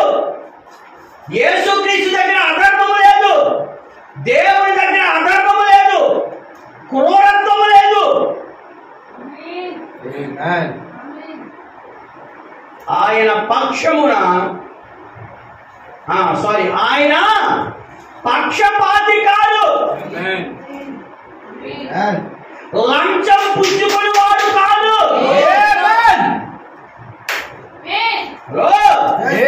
ఆయన లంచం తాను యెరూషలేమునకు వచ్చినప్పుడు యెహోవా నిర్ణయించిన న్యాయమును జరిగించుటకును సందేహాంశములను పరిష్కరించుటకును యెహోషాపాతు లేవీయులలోను యాజకులలోను ఇశ్రాయేలీయుల పితరుల ఇండ్ల పెద్దలలోను కొందరిని నియమించి వారికి ఇలా ఆజ్ఞాపించెను. దేవుని మహిమ కలుగును గాక. హల్లెలూయా. హల్లెలూయా. హల్లెలూయా. యెహోవా యందు భయభక్తులు కలిగిన వారై ఎలా ఉండాలి? యెహోవా యందు భయభక్తులు కలిగి ఉండాలి. భయము భక్తి. దేవునికి స్తోత్రం. హల్లెలూయా. హల్లెలూయా. హల్లెలూయా. ఈ భయము భక్తి గురించి ఒకసారి చెప్పినట్టున్నాను మీకు. భయం అంటే ఏంటి, భక్తి అంటే ఏంటి ఎవరికైనా తెలుసా? దేవుని మహిమ కలుగును గాక. హల్లెలూయా. భయము అనగా చెడును విడిచిపెట్టుట. ఏంటి భయం అనగా? చెడును విడిచిపెట్టుట. భక్తి అనగా దేవుని వలె జీవించుట. భయం అనగా చెడును విడిచిపెట్టుట. భక్తి అనగా దేవుని వలె జీవించుట. దేవుని మహిమ కలుగును గాక. భయము భక్తి. భయం అనగా చెడుని విడిచిపెట్టుట. భక్తి అనగా దేవుని వలె జీవించుట. మర్చిపోవద్దు మీరు. భయభక్తులు కలిగిన వారై నమ్మకముతోను యథార్థముతోను మీరు ప్రవర్తింపవలెను. దేవుని మహిమ కలుగును గాక. హల్లెలూయా. హల్లెలూయా. హల్లెలూయా. నరహత్యను గూర్చియు ధర్మశాస్త్రమును గూర్చియు ధర్మమును గూర్చియు కట్టడలను గూర్చియు న్యాయ విధులను గూర్చియు ఆయా పట్టణములలో నివసించు మీ సహోదరులు తెచ్చు ఏ సంగతినే గాని మీరు విమర్శించినప్పుడు, అంటే తీర్పు తీర్చినప్పుడు, మీ మీదికి మీ సహోదరుల మీదికి కోపము రాకుండానట్లు. ఎప్పుడైనా తీర్పు తీర్చితే రాంగుగా తిరిగి ఎవరి మీద వస్తుంది? అర్థమవుతుందా? అందుకే ఏదైనా సంభాషణ జరిగినప్పుడు, ఏదైనా ఇరువురి మధ్య అది ఏదైనా జరిగినప్పుడు, తీర్పు జరిగినప్పుడు ఆమేన్, చాలా జాగ్రత్తగా ఉండాలి. ఏ సంగతినే కానీ మీరు విమర్శించినప్పుడు మీ మీదికి మీ సహోదరుల మీదికి కోపము రాకుండానట్టు వారు యెహోవా దృష్టికి ఏ అపరాధమును చేయకుండా వారిని హెచ్చరిక చేయవలెను. దేవునికి మహిమ కలుగును గాక. హల్లెలూయా. చాలా మంది తీర్పు తీర్చేస్తా ఉన్నారు, ఎలా పెడతారు. ఆమేన్. సరే, మీరు అలాగూ చేసిన ఎడల అపరాధులు కాకయుందురు. ఆమేన్. 20వ అధ్యాయం 1 నుంచి. ఇది అయిన తరువాత మోయాబీయులను అమ్మోనీయులను మెమోనీయులలో కొందరును దండెత్తి యెహోషాపాతు మీదకి వచ్చింది. అంతలో కొందరు వచ్చి సముద్రం ఆవరణ నుండి సిరియను తట్టు నుండి గొప్ప సైన్యం ఒకటి నీ మీదకి వచ్చుచున్నది, చిత్తగించుము. వారు హసాసోన్ తామారు అను ఎన్గేదిలో ఉన్నారని యెహోషాపాతులకు తెలియజేసింది. అందుకు యెహోషాపాతు భయపడి, ఎందుకు భయపడుతున్నాడు? ఎందుకు భయపడుతున్నాడు? యుద్ధం వస్తా ఉన్నది. యుద్ధం వచ్చినప్పుడు భయపడేవాడు ఎవరు?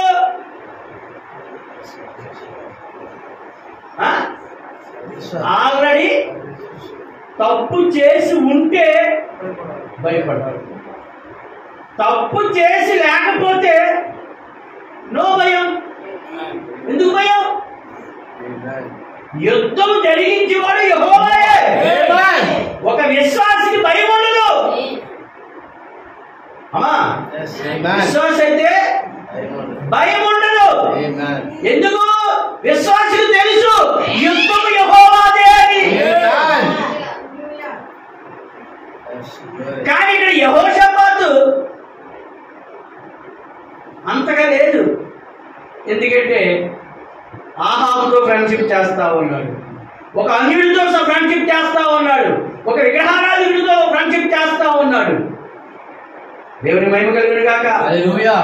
పోపుతో ఫ్రెండ్షిప్ చేస్తా ఉన్నాడు, సంఘ శాఖతో ఫ్రెండ్షిప్ చేస్తా ఉన్నాడు, మృత్యువుతో సహవాసం చేస్తా ఉన్నాడు. 4వ గుర్రం మీద, 3వ గుర్రం మీద, 2వ గుర్రం మీద, 1వ గుర్రం మీద ప్రయాణం చేస్తున్న వాడితో సహవాసం చేస్తా ఉన్నాడు ఈ యెహోషాపాతు. అందుకే యెహోషాపాతుకి భయం వేస్తా ఉన్నది. దేవునికి స్తోత్రం. Hallelujah. దేవునికి భయం వేస్తుందా? దేవునికి భయమా? దేవుడే ఇవన్నీ జరిగిస్తా ఉన్నాడు. Amen. దేవునికి అన్ని తెలుసు. అయితే దేవునికి అన్ని తెలిస్తే దేవుని కుమారుడు కుమార్తెకు కూడా అన్ని తెలిసి ఉండాలి. దేవునికి మహిమ కలుగును గాక. హల్లెలూయా. హల్లెలూయా. హల్లెలూయా. అయితే యెహోషాపాతుకు తెలియదు ఈ యుద్ధం వస్తుందని చెప్పి, శత్రువులు మీద పడుతున్నారని చెప్పి. ఈ దినములో ఒక దినమున మన మీదకి కూడా శత్రువులు రాబోతా ఉన్నారు. అమ్మా అప్పుడు తెలుస్తుంది మన భక్తి. అంతవరకు తెలియదు మన భక్తి. అంతవరకు తిన్నామా, తాగామా, పడుకున్నామా, ఏదో 2 నిమిషాలు ప్రార్థన చేసామా, ఏదో 2 నిమిషాలు వర్తమానం విన్నామా. మన పిల్లలు ఆరోగ్యంగా ఉన్నాడా? మన భర్త ఆరోగ్యంగా ఉన్నాడా? దేవునికి స్తోత్రం. అప్పుడు తెలుస్తుంది. ఆ యుద్ధం వచ్చినప్పుడు యెహోషాపాతు ఒలిగిపోతా ఉన్నాడు.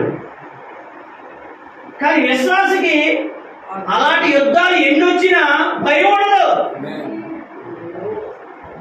ఎందుకంటే ఈ దినంలో ఒక దినం మన మీద కూడా యుద్ధం రాబోతా ఉన్నది. ఖచ్చితంగా వస్తుంది. నిలబడితే వాళ్ళతో కలిసిపోతే రాదు, వాళ్ళతో కలవకపోతే వస్తుంది. వస్తే నిలబడితేనే. దేవుని మహిమ కలుగును గాక. అయితే నిలబడినంత మాత్రము కూడా కాదు, ఆ 3వ ఈడుపు పరిచర్య మనలో జరగాలి. ఆ యొక్క వంటగదిలో 3వ ఈడుపు జరగాలి. తినడానికి 3వ ఈడుపు జరగాలి. ఆ 2 రొట్టెలు, 5 రొట్టెలు, 2 చేపలు 5,000 మందికి ఎలా పంచగలిగాడు మన యేసయ్య? అది 3వ ఈడుపు కాదా? ప్రవక్త బ్రహ్మం 5 చేశాడు. ఏంటది? ఉడతలు కలుగులు గాక, నిత్యరేఖ 2 కుమారులు రక్షణ పొందును గాక, మంచు తుఫాను ఆగిపోవును గాక, నీటిపై తేలుతున్న చేప జీవం కలుగును గాక, తన భార్య కడుపులో ఉన్నటువంటి ఆ కణితి మాయమైపోవును గాక. ఇది ఎలా జరిగింది? యెహోవా ఎలాగూ సెలవిచ్చుచున్నాడు కాదు, పలకబడిన మాట ద్వారా, 3వ ఈడుపు ద్వారా సేమ్ సిచ్యువేషన్ మనకి కూడా వస్తుంది. అయితే ఈరోజు మనం దాన్ని చెయ్యలేము. దేవునికి స్తోత్రం. హల్లెలూయా. అయితే అటువంటి భక్తి, అటువంటి పూర్తి స్థితి వచ్చింది. నీకు భక్తి ఉన్నట్లయితే నువ్వు కూడా చేస్తావు. ఇప్పుడు కూడా అది చేయలేమంటూ లేదు, చేయగలవు, కానీ నీకు పూర్తిగా ఉండాలి. కానీ అప్పుడైతే ఒత్తిడి వచ్చినప్పుడు నీకు ఏమొస్తుంది? ఆటోమేటిక్గా మా బాబు అని చెప్పి ఇక పూర్తిగా. దేవునికి స్తోత్రం. హల్లెలూయా. కాబట్టి ప్రియమైన దేవుని బిడ్డలారా, ఇక్కడ యెహోషువ యుద్ధానికి జడిసిపోతా ఉన్నాడు. ఆమేన్. సారీ, యెహోషువ కాదమ్మా, యెహోషాపాతు. ఆమేన్. అంతలో కొందరు వచ్చి సముద్రము ఆవల నుండి, సిరియల తట్టు నుండి గొప్ప సైన్యం ఒకటి మీ మీదకి వచ్చుచున్నది, చింతగించుము. వారు హససోన్ తామారు అను ఎంగోదులో ఉన్నారని యెహోషాపాతులకు తెలియజేసింది. అందుకు యెహోషాపాతు భయపడి ఎందుకు రావాలా? ఓకే. యెహోషాపాతు యొద్ద విచారించుటకు మనస్సు నిలుపుకొని యోధా అన్నంతటా ఉపవాస దినము ఆచరింపవలనని చాటింపగా. దేవునికి మహిమ కలుగును గాక. హల్లెలూయా. యెహోషాపాతుకి కష్టం రాగానే ఏం చేశాడు? ఉపవాస దినాన్ని ప్రకటించాడు. ఎస్తేరికి కష్టము రాగానే ఏం చేసింది? ఆమె ఉపవాసం దినం పాటించింది, ప్రకటించింది. ఉపవాస దినం. యూదులు ఎంతమంది ఉన్నారు?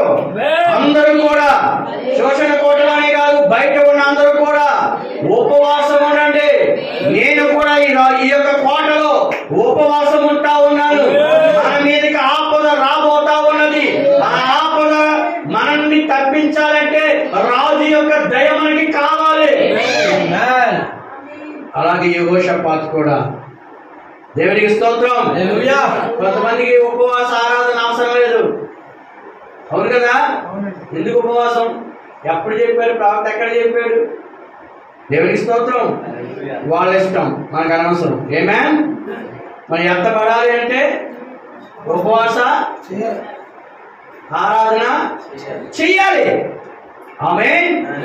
సరే, కానీ ఈ దినములలో ఏదో ఒక దినం నుంచి మనం ఫుల్ నైట్ ఆరాధన కూడా జరుగుతుంది. ప్రార్థన నైట్ అంతా, వారం నెలకి ఒకసారి లేదా 2 సార్లు మనం పెట్టుకున్నాం. ఆమేన్. ప్రార్థన చేయండి దానికోసం. ఫుల్ నైట్ ప్రేయర్ ఎంతమందికి ఇష్టం? అలా ఎందుకంటే దేవుని రాకడ దగ్గర పడతా ఉన్నది. మనం ఎప్పుడు వెళ్ళిపోతామో తెలియదు. కాబట్టి దేవునికి మరింతగా ఫిబ్రవరి పత్రిక 10వ అధ్యాయంలో మీరు ఇంటికి వెళ్ళి చదవండి. ఆయన రాకడ సమీపిస్తూ ఉండగా మరి ఎక్కువగా మీరు కూడుకుని ప్రార్థన చేయండి. దేవుని స్తోత్రం. ఓకే,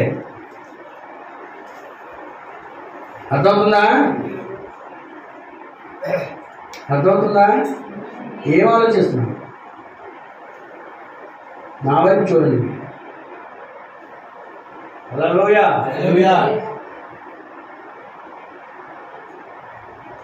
5వ వచనమా?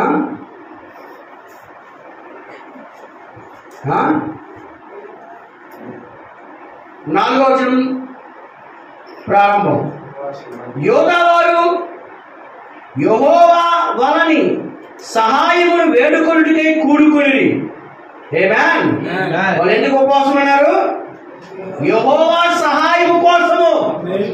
మనం ఎందుకు ఇక్కడ కూడుకున్నాం? యెహోవా సహాయం కోసం. ప్రభువా, నీ రాకడ దగ్గర పడుతా ఉంది.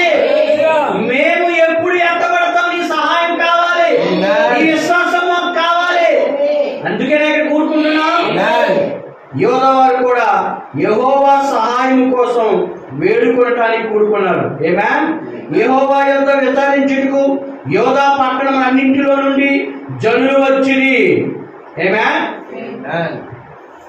యెహోషాపాతు యెహోవా మందిరంలో క్రొత్త సాల ఎదుట సమాజముగా కూడిన యోధా యెరూషలేముల జనుల మధ్యన నిలవబడి, ఆమేన్, కొత్త మందిరం,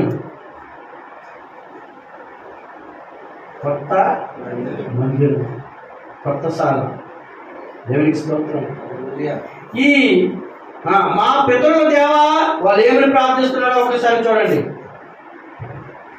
మా పితరుల దేవా యెహోవా, నీవు ఆకాశమందు దేవుడు అయి ఉన్నావు. అన్య జనుల రాజ్యమును ఏలువాడవు నీవే. దేవునికి మహిమ కలుగును గాక. ఈరోజు ఎవరు అన్యజనులు? వాళ్ళు ఏమని ప్రార్థిస్తున్నారు? వాళ్ళు యూదులు. వాళ్ళు ఎవరెవరు ప్రార్థన చేసిన అందరూ? అక్కడ కూడుకునే వాళ్ళందరూ ఎవరు? కానీ ఇక్కడ ప్రార్థన చేస్తున్నారు వీళ్ళు. మన కోసం ప్రార్థిస్తున్నారు వాళ్ళు. అయ్యా, నువ్వు చివరి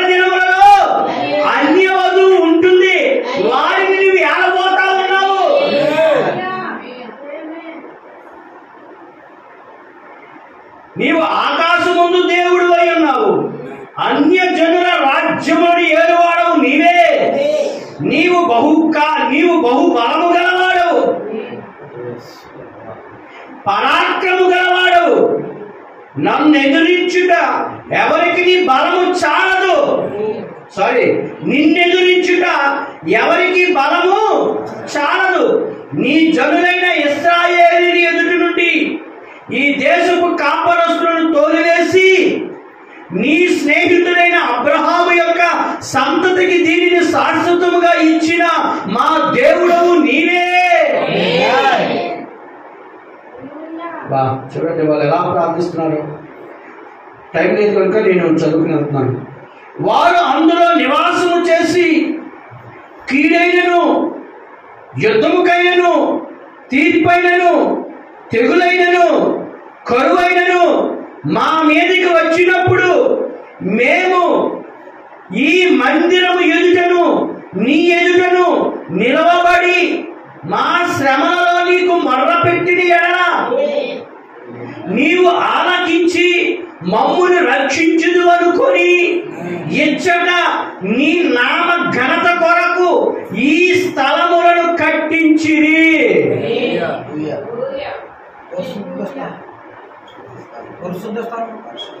ఈ పరిశుద్ధ స్థలమును కట్టించిరి. దేవునికి మహిమ కలుగును గాక. అయితే ఈ ప్రజలంతా కూడా యెహోవా మీద ఆనుకుంటా ఉన్నారు.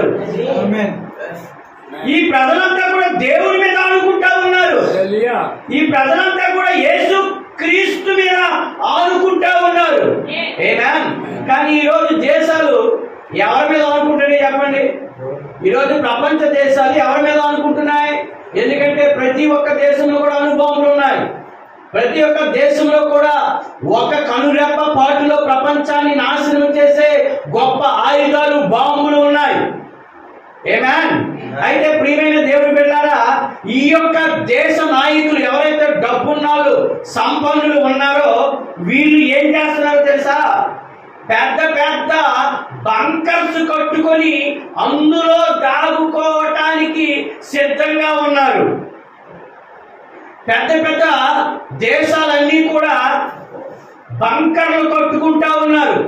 ఈ బంకర్లు అంటే ఏమిటో కాదు, కానీ ఎలాంటి బాంబు వేసినా అది చెక్కు చెదరదు. అంటే ఇలాంటి బిల్డింగ్ అన్నమాట. అందులో అన్నీ ఉంటాయి. ఒక సంవత్సరం పాటుగా ఆహారం అందులోనే ఉంటుంది. అలా నిర్మాణం చేసుకుంటున్నారు ప్రతి దేశము కూడా. ఏంటది? బంకర్స్. వాటిని ఏమంటారు? బంకర్స్ అంటారు. ఆమేన్. ఆ బంకర్స్ లో మేము సురక్షితంగా ఉంటాము అని వాళ్ళు అనుకుంటున్నారు. కానీ ప్రియమైన దేవుని బిడ్డలారా, దేవుని వాక్యము ముందు, దేవుడు పలికినటువంటి వాక్యం ముందు, మాట ముందు ఏది నిలవనేరదు. దేవునికి స్తోత్రం. కాబట్టి ఈ రోజు మన చేతిలో ఏమున్నదంటే తేనె ఉన్నది.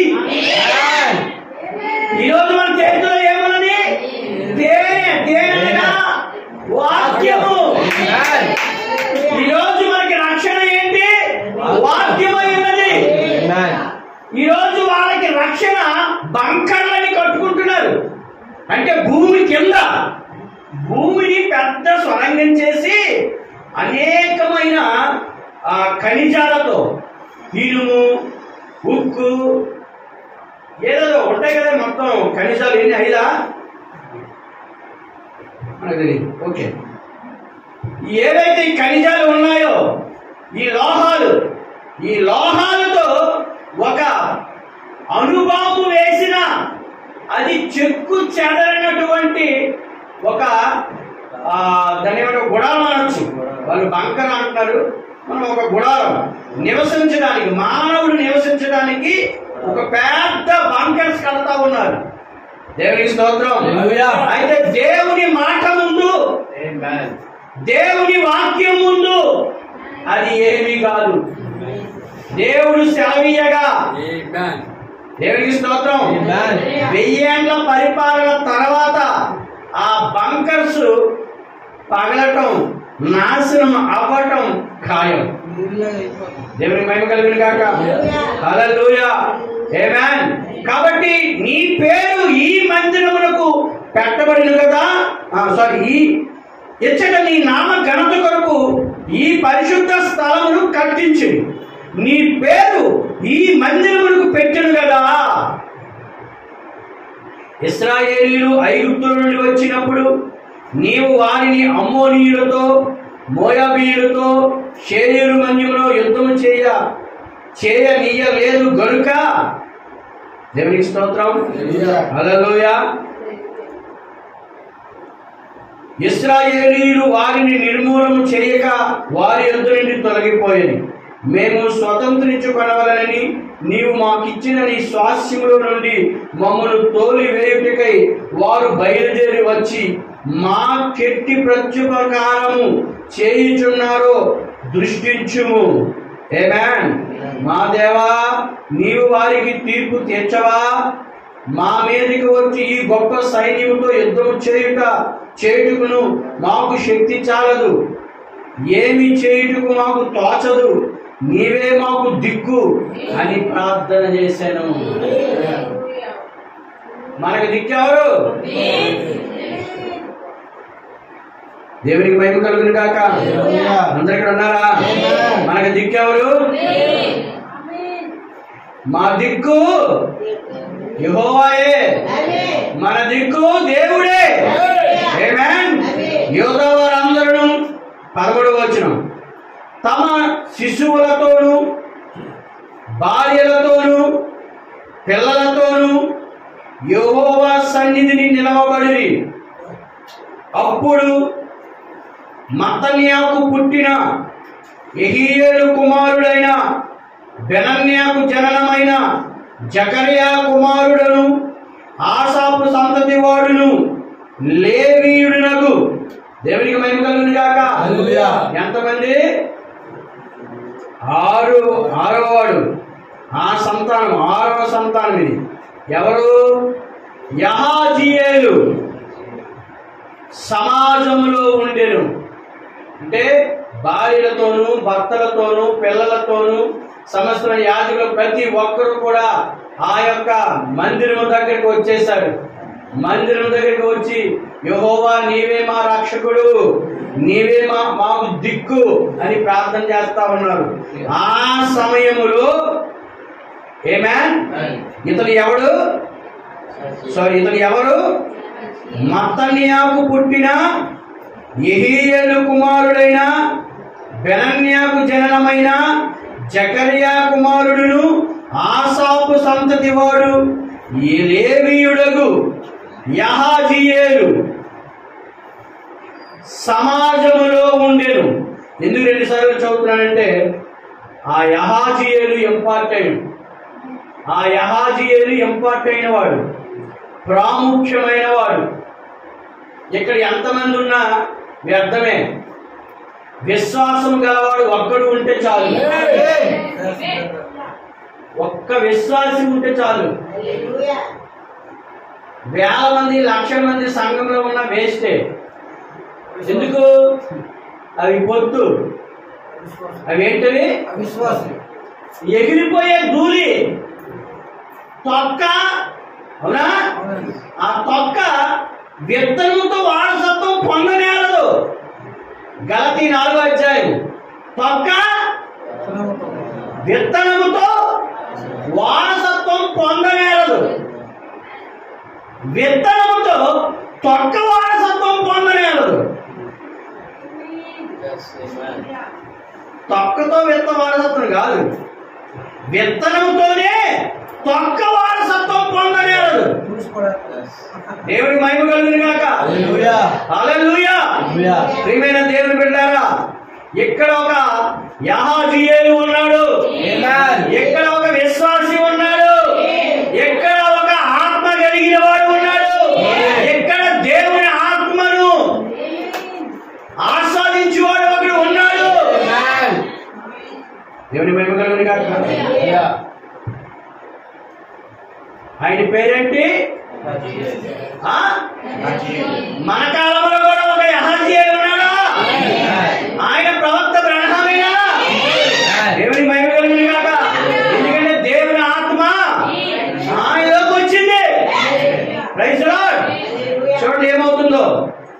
ఆ యహాజీయేలు సమాజంలో ఉండెను.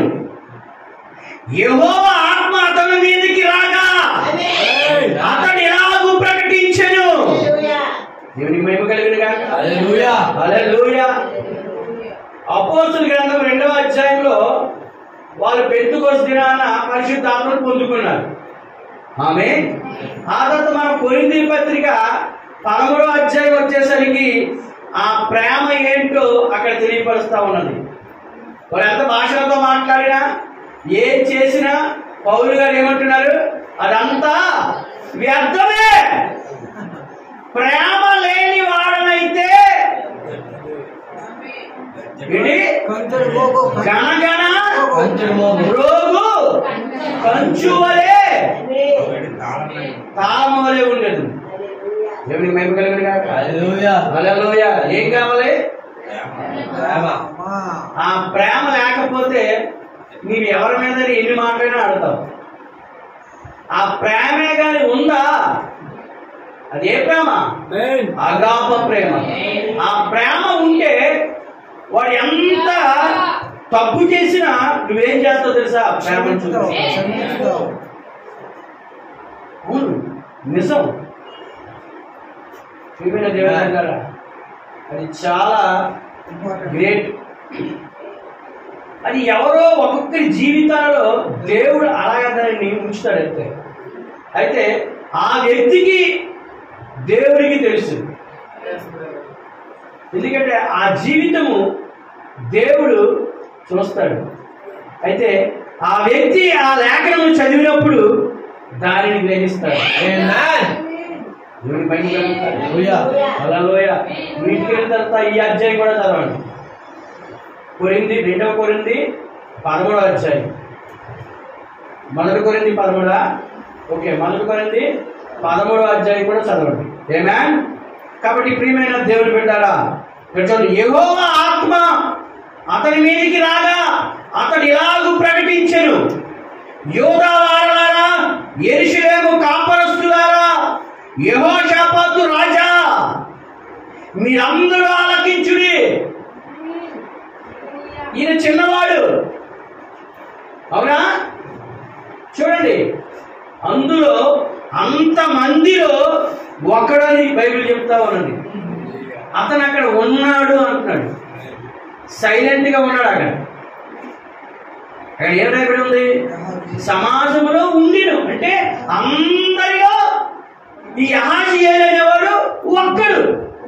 కానీ ఆ ఒక్కడి మీదకి యెహోవా ఆత్మ దిగి వచ్చింది. ఈరోజు ఎంతమంది కోరుకుంటున్నారు? ప్రియమైన దేవుడు పెట్టారా? చూడండి, ఆయన ఇప్పుడు అంటున్నాడు. ఎందుకంటే యెహోవా ఆత్మ ఎవరి మీదకి వస్తుందో వారు సైలెంట్ గా ఉండలేరు. వాళ్ళు సైలెంట్ గా ఉండగలిగారా?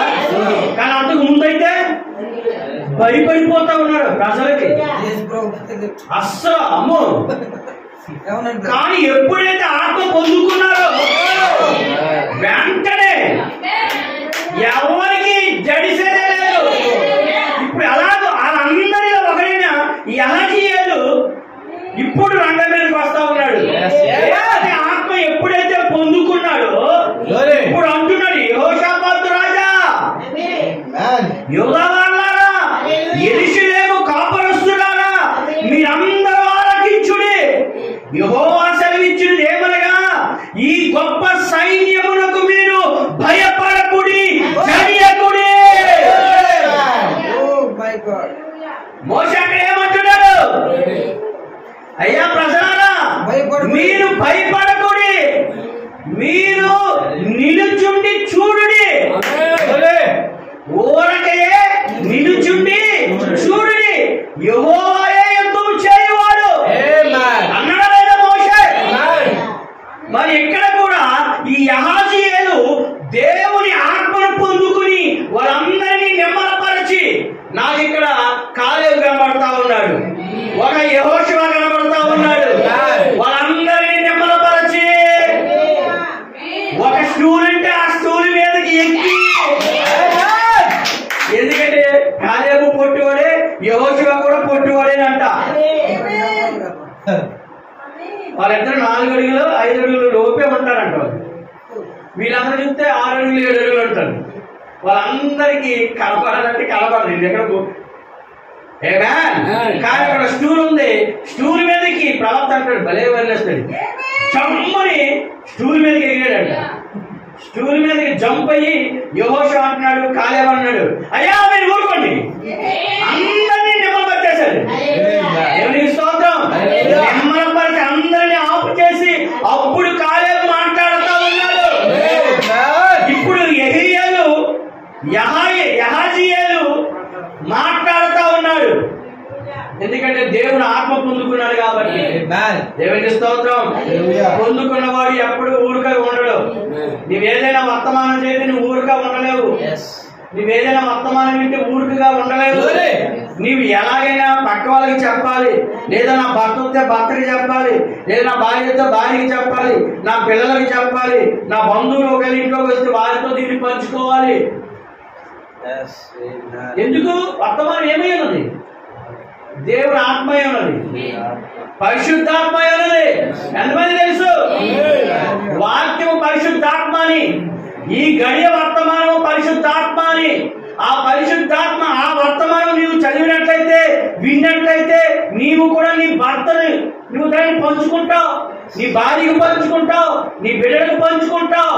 ఒకవేళ బిడ్డను చదివినట్లయితే తల్లిదండ్రులు పంచుకుంటారు, తన ఫ్రెండ్స్ పంచుకుంటారు. ఎందుకు? వారిని కూడా ఏ విధముగానైనా వారిని కూడా ఈ నరకములో నుంచి తప్పించడానికి. ఎందుకు మనం ఇలాగా?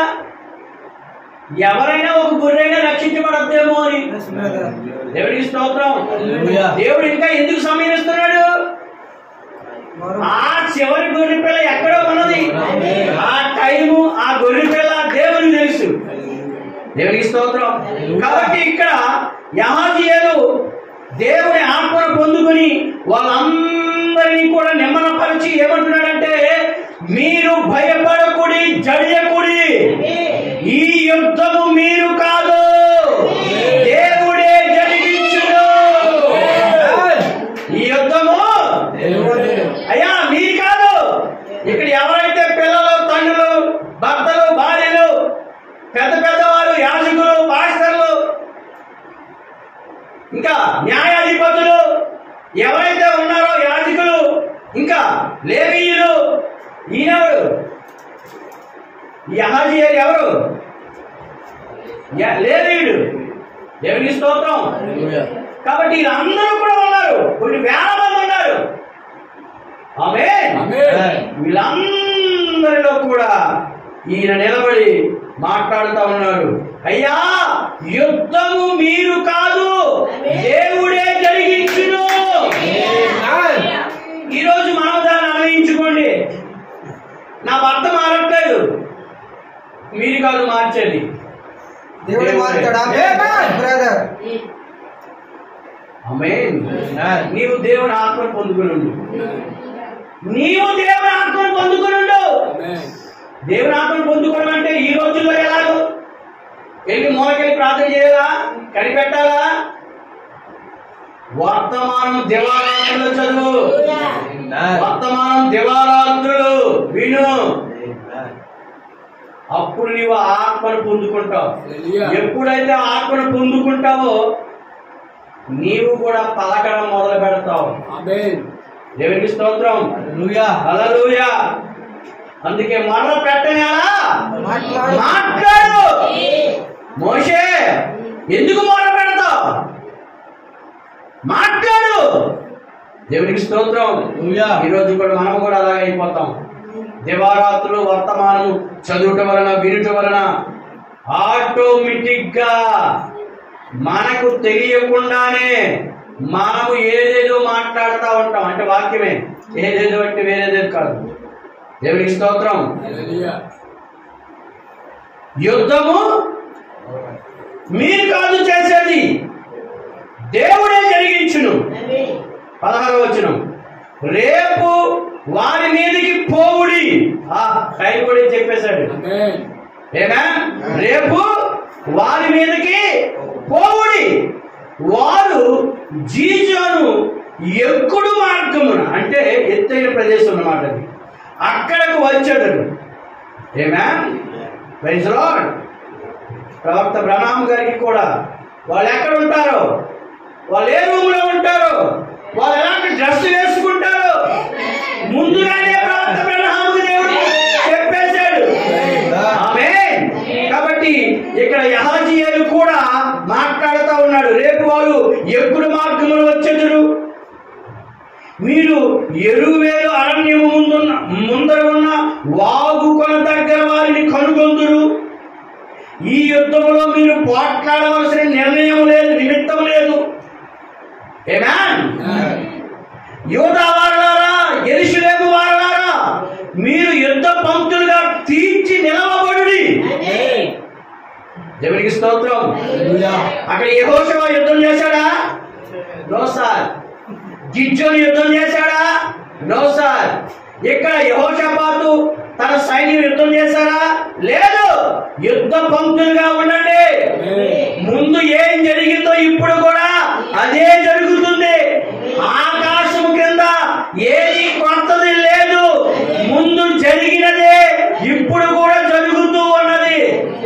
దేవునికి స్తోత్రం. హల్లెలూయా. కాబట్టి ప్రియమైన దేవుని బిడ్డలారా, ఇంకా మాట్లాడుతూ ఉన్నాడు, మీతో కూడా ఉన్న యెహోవా దయచేయు రక్షణను మీరు చూచెదరు. మోషే అదేనా చెప్పాడు, భయపడకుడి, జడియకుడి, రేపు వారి మీదకి పోవుడి, యెహోవా మీతో కూడా ఉండును. రేపు మనకి ఒత్తిడి వచ్చినప్పుడు మనకి కూడా అదే దేవుడు ఉంటాడని నేను నమ్ముతా ఉన్నాను. ఏ దేవుడైతే ఇశ్రాయేలు ప్రజలకు తోడుగా ఉన్నాడో, ఏ దేవుడైతే మోషేకు తోడుగా ఉన్నాడో, ఏ దేవుడైతే యెహోషువకు కాలేబుకు తోడుగా ఉన్నాడో, అదే దేవుడు ప్రవక్త బ్రహ్నాముకు తోడుగా ఉన్నాడు. అదే దేవుడు అపోస్తలులకు తోడుగా ఉన్నాడు. అదే దేవుడు యేసుక్రీస్తుకు తోడుగా ఉన్నాడు.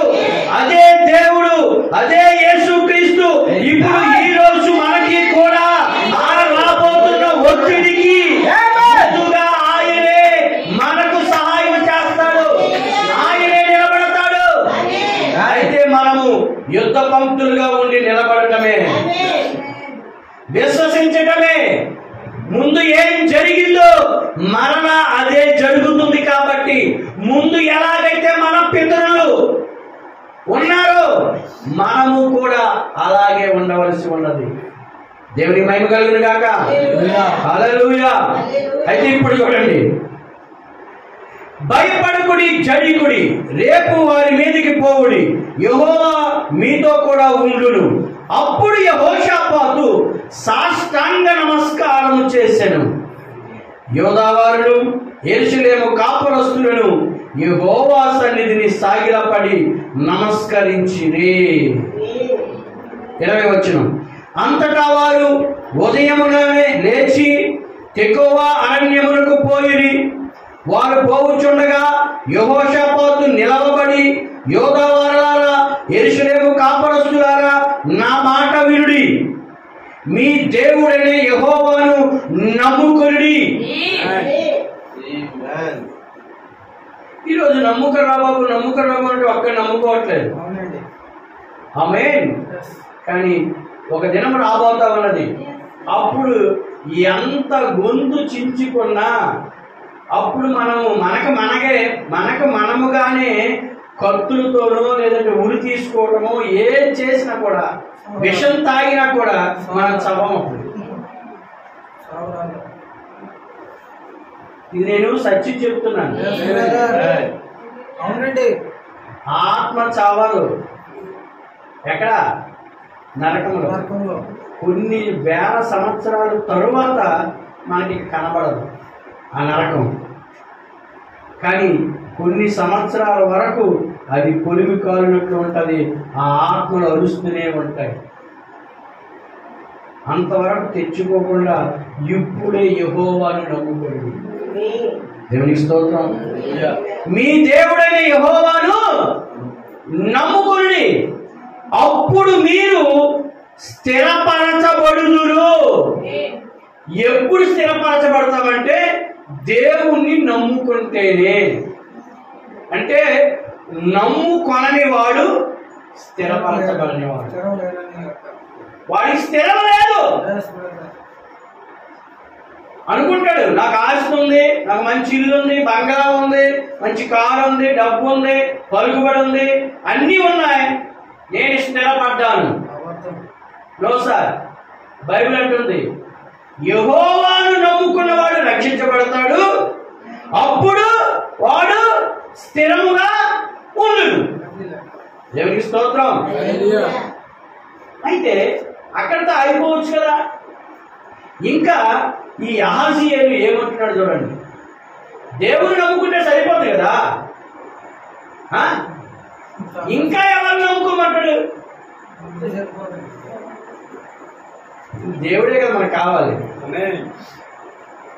ఇంకా ఎవరినో నమ్ముకోమంటాడు ఇక్కడ. దేవుడికి స్తోత్రం కలిగింది కాక. బైబిల్ని సంఘ శాఖలలో నిజంగా చదవరేమో కదా, ఎవరో చెప్పిందే నమ్ముతారు, కానీ బైబిల్లో ఏమి వ్రాయబడి ఉన్నదో వారు పూర్తిగా తెలుసుకోవట్లేదు. నిజముగా తెలుసుకుంటే వారు తప్పనిసరిగా ప్రవక్తను వెంబడిస్తారు, ప్రవక్తను కూడా నమ్ముతారు. ఇక్కడ యెహజీయేలు ఏం మాట్లాడుతున్నాడు చూడండి. మీ దేవుడైన యెహోవాను నమ్ముకుని అప్పుడు మీరు స్థిరపరచబడుదురు, ఆయన ప్రవక్తలను నమ్ముకుని. ఇప్పుడు మనం ప్రవక్తను ఎందుకు నమ్ముతున్నాము? ఆల్రెడీ ఆదిలో అది ఉంది, ఆకాశము కింద ఆల్రెడీ ఉన్నది. ఆమేన్. ఉన్న దాన్ని ఇప్పుడు మరలా మనం చేస్తా ఉన్నాం, క్రొత్తదేది మనం చెయ్యట్లేదు. వీరేమంటారు యేసు ప్రభువే ప్రవక్త, యేసు ప్రభువే దేవుడు, ఇక ఆయన తర్వాత ఇక ఎవరూ లేరు, ప్రవక్త అనేవాడే లేడు. మరి ప్రవక్త అనేవాడు లేకపోతే ప్రకటన గ్రంథం ఎప్పుడు తెరవబడింది? యోహాను యేసుక్రీస్తు కంటే ముందు వాడా, యేసుక్రీస్తు తర్వాత వాడా? యేసుక్రీస్తు ముందు వాడైతే పరిశుద్ధాత్మ యోహానుతో ఏం మాట్లాడింది? ఏ కాలం గురించి మాట్లాడింది? దేవుని మహిమ కలిగిన కాక. హల్లెలూయా. ఆయన గొర్రె పిల్ల ఆ యొక్క ముద్రను తెరవటము, అది వధించబడటము, అది రక్తము కార్చడము ఎప్పుడు జరిగింది? ముందుగానే. అది ఎవరిలో జరిగింది? యేసుక్రీస్తులో. మరి జరగకుండా యోహాను కనబడుతుందా? జరిగిపోయిన కార్యమే యోహాను చూస్తా ఉన్నాడు. ప్రకటన గ్రంథం అదే కదా, అదే ప్రత్యక్షత గ్రంథము. దేవునికి స్తోత్రం. హల్లెలూయా. ఇప్పుడు ఆయన ఏమంటున్నాడు? 7వ నక్షత్రం ఒకటి ఉంది, 7వ దూత రాబోతా ఉన్నాడు. ఆయన వచ్చినప్పుడు సమస్త మర్మాలను బయలుపరుస్తాడు. అప్పుడు సమస్త మర్మాలను బయలుపరిచి అప్పుడు సమాప్తం అవుద్ది. మరి ఇప్పుడు 7వ దూతను నమ్మాలా వద్దా? ఇప్పుడు యెహజీయేలు చెప్పినట్లుగా ప్రవక్తను నమ్మాలా వద్దా? దేవునికి మహిమ కలిగిన కాక. హల్లెలూయా. దేవుని నమ్మాలి, దేవుడు పంపించిన ప్రవక్తను నమ్మాలి.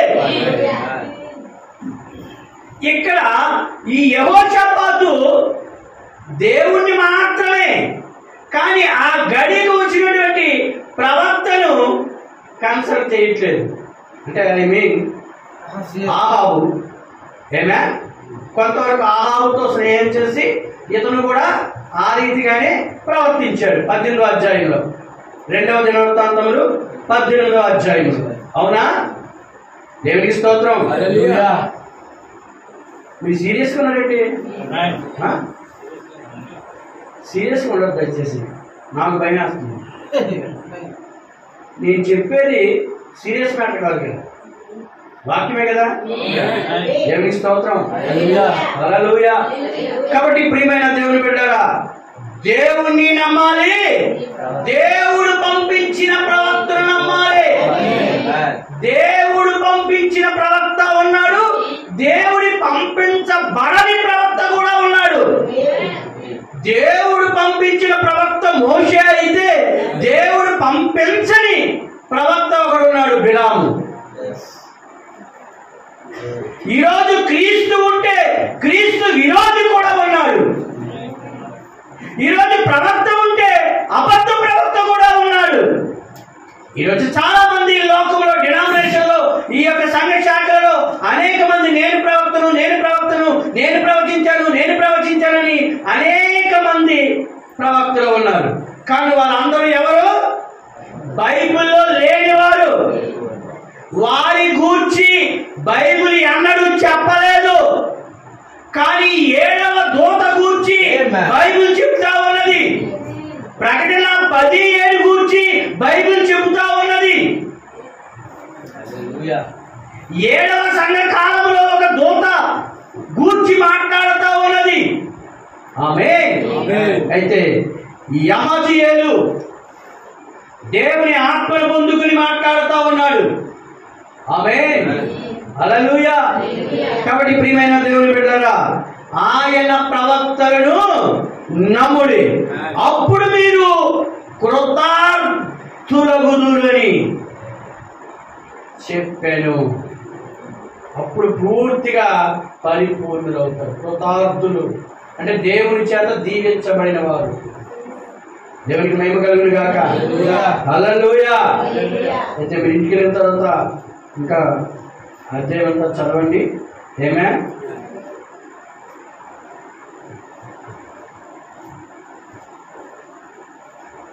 కాబట్టి ప్రియమైన దేవుని బిడ్డలారా, నేను ఇక్కడ చెప్పబోయేది ఏంటి అంటే, మన బలము మన శక్తి కాదు, కేవలము దేవుని ఆత్మ ద్వారా. కాబట్టి మనకి మన జీవితంలో ఏమొచ్చినా కూడా టెన్షన్ పడే అవసరం లేదు. మన జీవితంలో ఏదొచ్చినా కూడా గాబరా పడే అవసరం లేదు. మన జీవితంలో ఏదొచ్చినా కూడా భయపడే అవసరం లేదు, జడి అవసరం లేదు. మన జీవితంలో ఏదైనా సంభవిస్తున్నదంటే జగత్తు పునాది వేయబడక ముందే అది వ్రాయబడి ఉన్నది. అయితే దాని నుండి తప్పించు మార్గము కూడా అక్కడే ఉంది. ఆమేన్. కాబట్టి ఆత్మచేత ఇదంతా సాధ్యం.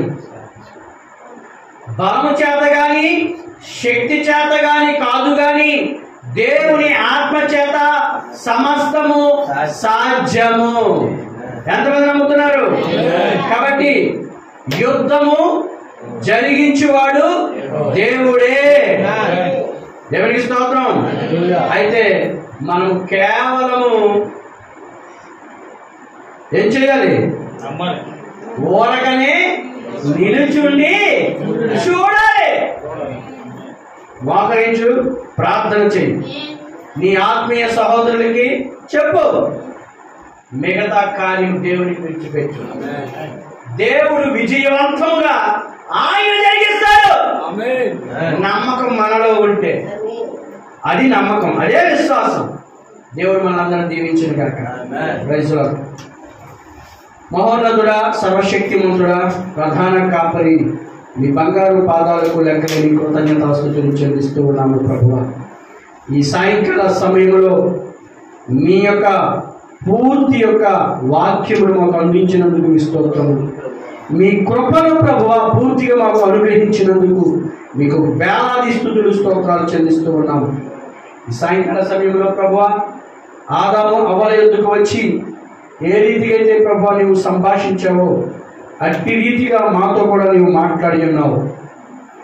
మోషేకు ఎలాగైతే తోడుగా ఉన్నావో మాకు అలాగనే తోడుగా ఉన్నావు. యెహోషువకు కాలేబులకు ఎలాగ తోడుగా ఉన్నావో మాకును అలాగునే తోడుగా ఉన్నావు. ఈరోజు యెహోషాపాతు పక్షమున అయ్యా నీవు నిలబడి యెహోషువను ప్రభువా నీవు రంగం మీదకి నీ ఆత్మను పంపించి ఇదిగో దేవా అక్కడ యుద్ధం ఎలాగూ జరగబోతున్నదో నీవు సమస్తమును బయలుపరిచావు ప్రభువా.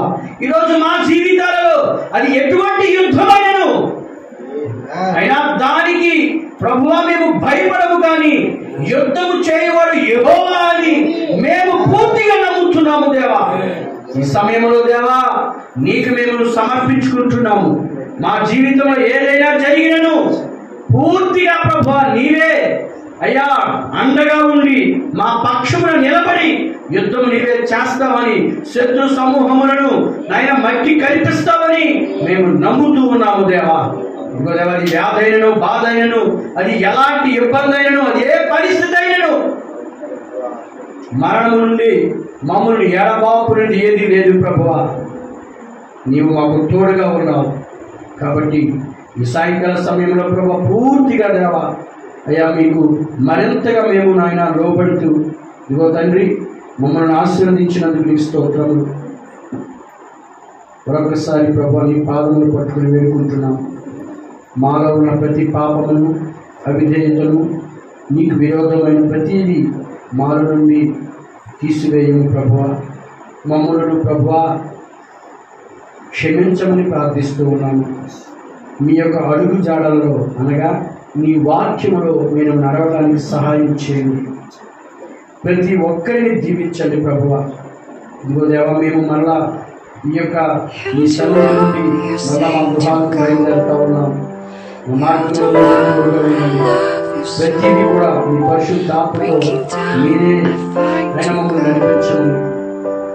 మా బ్రతుకుని సమస్తము వెలిగిన దేవుడు ప్రభు, మా పరిస్థితులన్నీ వెలిగిన దేవుడు మీరే సమస్తముగా ఉండి మీరే నడిపించడం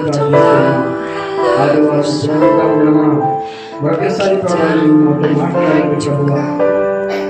మా హృదయాలతో మాట్లాడి అంతవరకు కూడా మీ కాపుదలతో మీ యొక్క పరిశుద్ధాత్మతో మా సమస్తమైన మా జీవితం అంతే కూడా మీకే అప్పగిస్తూ మీరే కాపాడాలని మహిమ యేసుక్రీస్తు నామములో ఈ ప్రార్థన అడుగుచున్నాము. ఆమేన్.